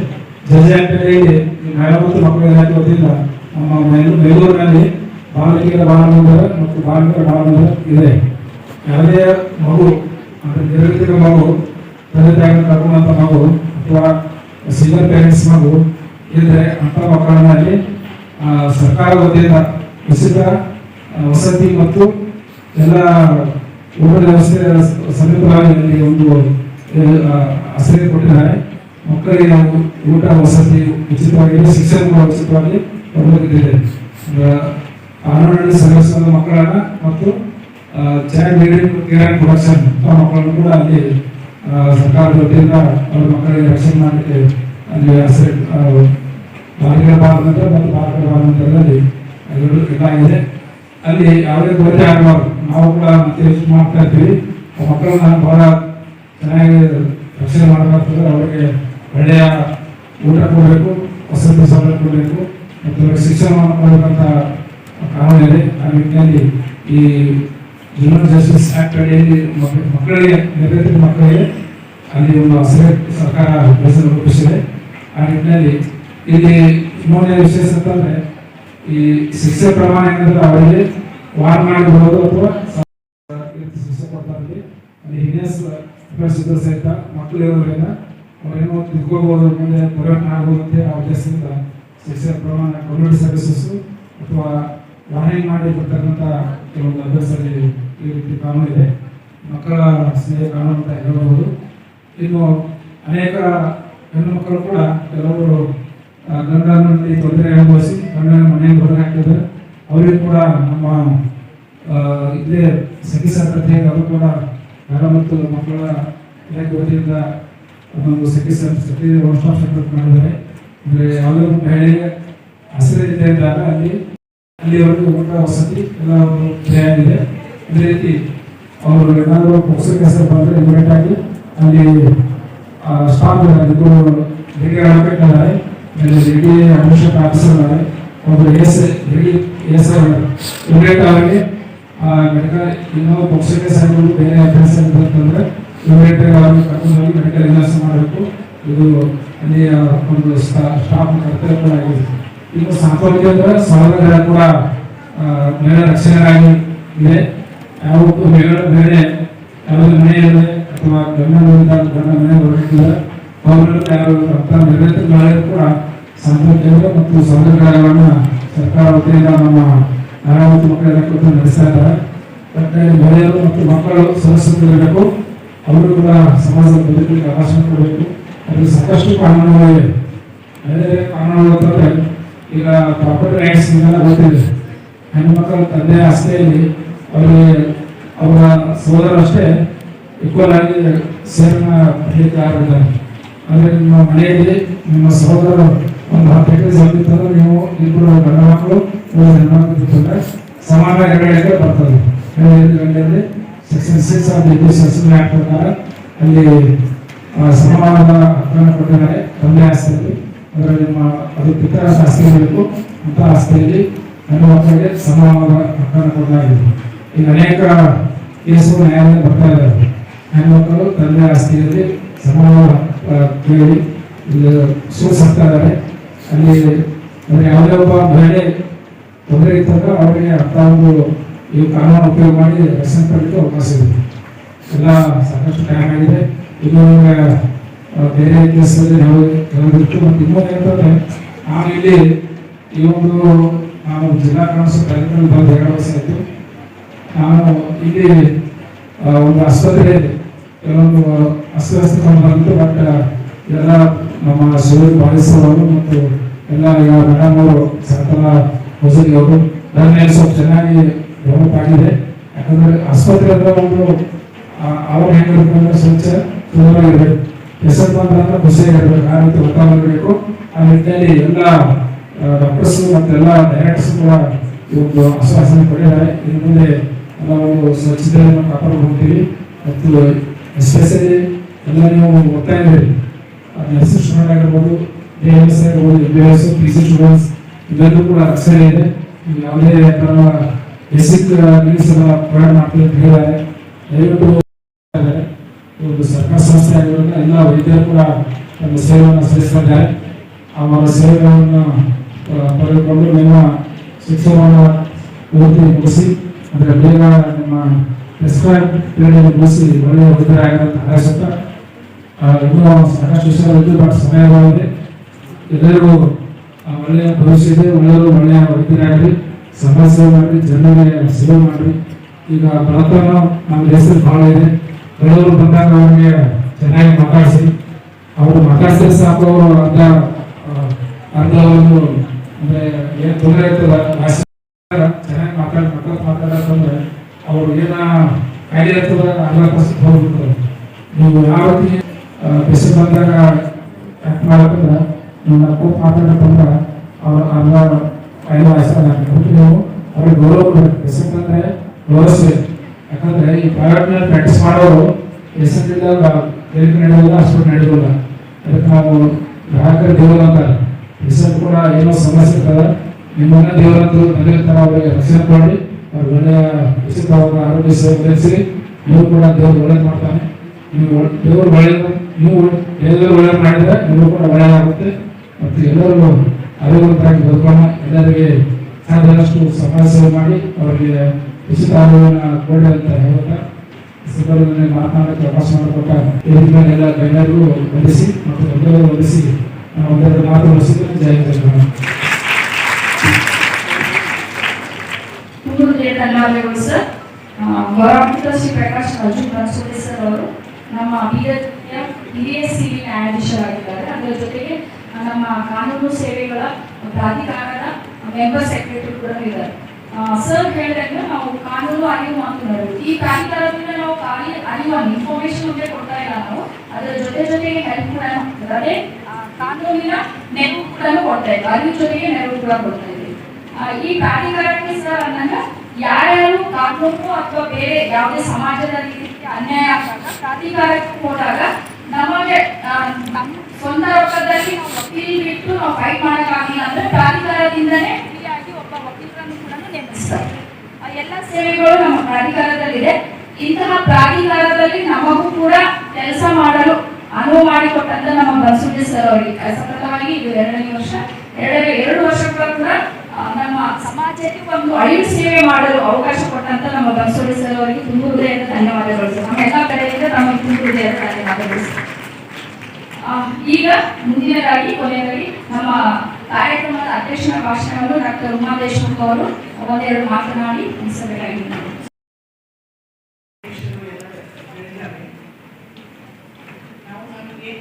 ಹಾಸ್ಪಿಟಲ್ಗೆ ಅವ್ರಿಗೆ ಅವ್ರು ಮಾಡ್ತೀವಿ ಅಂತ ಹೇಳ್ತಾರೆ. ನೆಕ್ಸ್ಟ್ ನೆಕ್ಸ್ಟ್ ಟೈಮ್ ಇದು ರಿಪೀಟೆಡ್ ಆಗಿ ಇದು ಅರಿವು ಮೂಡಿಸ್ಬೇಕು. ರಿಪೀಟೆಡ್ ಆಗಿ ಮಾಡಿದ್ರೆ ನಾವು ಪ್ರಾಬ್ಲಮ್ ನಾವು ಪ್ರಾಬ್ಲಮ್ ಫೇಸ್ ಮಾಡ್ತೀವಿ, ಸಾಲ್ವ್ ಮಾಡೋದು ಹೆಂಗೆ ಮತ್ತು ಏನೇನಿದೆ ನಮ್ಮ ಕಾಲಿನ ಅರಿವು ಆಗ್ತಾ ಹೋಗ್ತೀವಿ. ಯಾಕಂದರೆ ಬೇರೆ ಸ್ಟೂಡೆಂಟ್ಸ್ ಬರ್ತಾ ಇರ್ತಾರೆ, ನಾವು ಇದು ಮಾಡ್ತೀವಿ ನಾವು ಕಡೆ ಅಷ್ಟೇ ನೀವು ಅಷ್ಟೇ ಅಲ್ಲದೆ ಎಲ್ಲ ಪೊಲೀಸ್ ಅಧಿಕಾರಿಗಳು ಮತ್ತು ಸಚಿವರು ಎಲ್ಲರೂ ನಮಗೆ ತುಂಬ ಧನ್ಯವಾದಗಳು ಸರ್. ಮೇಡಮ್ ಸ್ಪೆಷಲ್ ಥ್ಯಾಂಕ್ಸ್ ಹೇಳಬೇಕು. ಇಲ್ಲಿ ಆಕ್ಚುಲಿ ಕ್ಲಾಸಸ್ PG ಕ್ಲಾಸಸ್ ಇದ್ವು, ಆದ್ರೂ ಕೂಡ ನಮಗ ಇಂದಿನ ಕಾರ್ಯಕ್ರಮ ಇದೆ ಅಂತ ಹೇಳಿ ಸಲಕ್ಕೆ ಎಲ್ಲ ಕ್ಲಾಸಸ್ನ ಸಸ್ಪೆಂಡ್ ಮಾಡಿ ನಮಗ ಈ ಹಾಲ್ ಅನ್ನು ಅನುಕೂಲವಾಗಿ ಮಾಡಲಿ. ಮತ್ತೆ ನೀವೇ ಕೂಡ ಬಹಳಷ್ಟು ನಮಗೆ ಹೆಲ್ಪ್ ಮಾಡಿದ್ರಿ. ತುಂಬಾ ಧನ್ಯವಾದಗಳು ಮೇಡಮ್. ಈ ಕಾರ್ಯಕ್ರಮವನ್ನು ನಾವು ಇಷ್ಟು ಸುಲಭವಾಗಿ ಮಾಡಲಿಕ್ಕೆ ಅನುಕೂಲ ಮಾಡಿಕೊಟ್ಟಂತ ನಮ್ಮ ಅಮ್ಮ ಮೇಡಮ್ ಅವರಿಗೆ ಧನ್ಯವಾದಗಳು. ಈಗ ಕೊನೆಯದಾಗಿ ಈ ಕಾರ್ಯಕ್ರಮದ ವಂದನಾರ್ಪಣೆಯನ್ನು ಹೇಳಲು ಶ್ರೀಮತಿ ರೇಣುಕಾ PLD ಅವರು ವೇದಿಕೆ ಮೇಲೆ ಬರಬೇಕಾಗಿ ವಿನಂತಿ. ಜಿಲ್ಲಾ ಕಾನೂನು ಸೇವೆಗಳ ಪ್ರಾಧಿಕಾರ ಬೀದರ್ ಮತ್ತು ಜಿಲ್ಲಾ ವಕೀಲರ ಸಂಘ ಬೀದರ್ ಕಾನೂನು ಅರಿವು ಮತ್ತು ನೆರವು ಕಾರ್ಯಕ್ರಮ ಉದ್ಘಾಟಕರಾಗಿ ಶ್ರೀ ಪ್ರಕಾಶ್ ಅರ್ಜುನ್ ಬನ್ಸೋಡೆ ಸರ್, ಹಿರಿಯ ಸಿವಿಲ್ ನ್ಯಾಯಾಧೀಶರು ಹಾಗೂ ಪ್ರದೇಶ ಕಾರ್ಯದರ್ಶಿಗಳು PLSS ಬೀದರ್ ಇವರಿಗೂ ಈ ವೇದಿಕೆ ಪರವಾಗಿ ಹಾಗೂ ತಮ್ಮ ವಿದ್ಯಾರ್ಥಿಗಳ ಪರವಾಗಿ ಧನ್ಯವಾದಗಳು ಸಲ್ಲಿಸುತ್ತೇನೆ. ಅದೇ ರೀತಿಯಾಗಿ ಕಾಲೇಜಿನ ನಿರ್ದೇಶಕರಾದ ಶಾಂತಲಾ ಕೌಜೇಗಿ ಮೇಡಮ್ ಅವರಿಗೂ ಧನ್ಯವಾದ ಸಲ್ಲಿಸುತ್ತೇನೆ. ಮುಖ್ಯ ಅತಿಥಿಗಳಾಗಿ ಆಗಮಿಸಿದಂತ ತಮ್ಮ ಅಮೂಲ್ಯವಾದ ಸಮಯವನ್ನು ಮೀಸಲಿಟ್ಟು ಈ ಕಾರ್ಯಕ್ರಮಕ್ಕೆ ಶೋಭೆ ತಂದುಕೊಟ್ಟಂತ ಎಲ್ಲ ಅತಿಥಿ ಗಣ್ಯರಿಗೂ ವಂದನೆಗಳನ್ನು ಸಲ್ಲಿಸುತ್ತೇನೆ. ಈ ಕಾರ್ಯಕ್ರಮ ಯಶಸ್ವಿಗೊಳಿಸಲು ಆಗಮಿಸಿದ ಪ್ರತಿಯೊಂದು ವಿದ್ಯಾರ್ಥಿಗಳು ಮನದಾಳದ ಧನ್ಯವಾದಗಳು ಸಲ್ಲಿಸುತ್ತೇನೆ. ಅದೇ ರೀತಿಯಾಗಿ ಪ್ರತಿಯೊಂದು ವಿಭಾಗದ ಮುಖ್ಯಸ್ಥರು ಹಾಗೂ ವೈದ್ಯಾಧಿಕಾರಿಗಳು ಬಂದು ಈ ಕಾರ್ಯಕ್ರಮ ಆಲಿಸಿದ್ದಕ್ಕಾಗಿ ಅವರಿಗೂ ಕೂಡ ಧನ್ಯವಾದಗಳು ಸಲ್ಲಿಸುತ್ತೇನೆ. ಈ ಕಾರ್ಯಕ್ರಮ ಯಶಸ್ವಿಗೊಳಿಸಲು ಆಯೋಜಕರಾಗಿ ಪ್ರತಿಯೊಬ್ಬರಿಗೂ ಪ್ರತ್ಯಕ್ಷವಾಗಿ ಮತ್ತು ಪರೋಕ್ಷವಾಗಿ ಧನ್ಯವಾದಗಳು ಸಲ್ಲಿಸುತ್ತೇನೆ. ಇಂದಿನ ಕಾರ್ಯಕ್ರಮವು ನಮ್ಮೆಲ್ಲರ ಕಾನೂನು ಅರಿವು ಮತ್ತು ಹಕ್ಕುಗಳ ಬಗ್ಗೆ ಉತ್ತಮ ತಿಳುವಳಿಕೆಯನ್ನು ನೀಡಿದೆ ಎಂದು ನಂಬುತ್ತೇನೆ. ಅರಿವು ಇದ್ದರೆ ನ್ಯಾಯ ನಮ್ಮೊಂದಿಗೆ ಇರುತ್ತದೆ. ಇದರೊಂದಿಗೆ ಇಂದಿನ ಕಾನೂನು ಅರಿವು ಮತ್ತು ನೆರವು ಕಾರ್ಯಕ್ರಮವನ್ನು ಸಮಾಪ್ತಿಗೊಳಿಸುತ್ತಿದ್ದೇವೆ.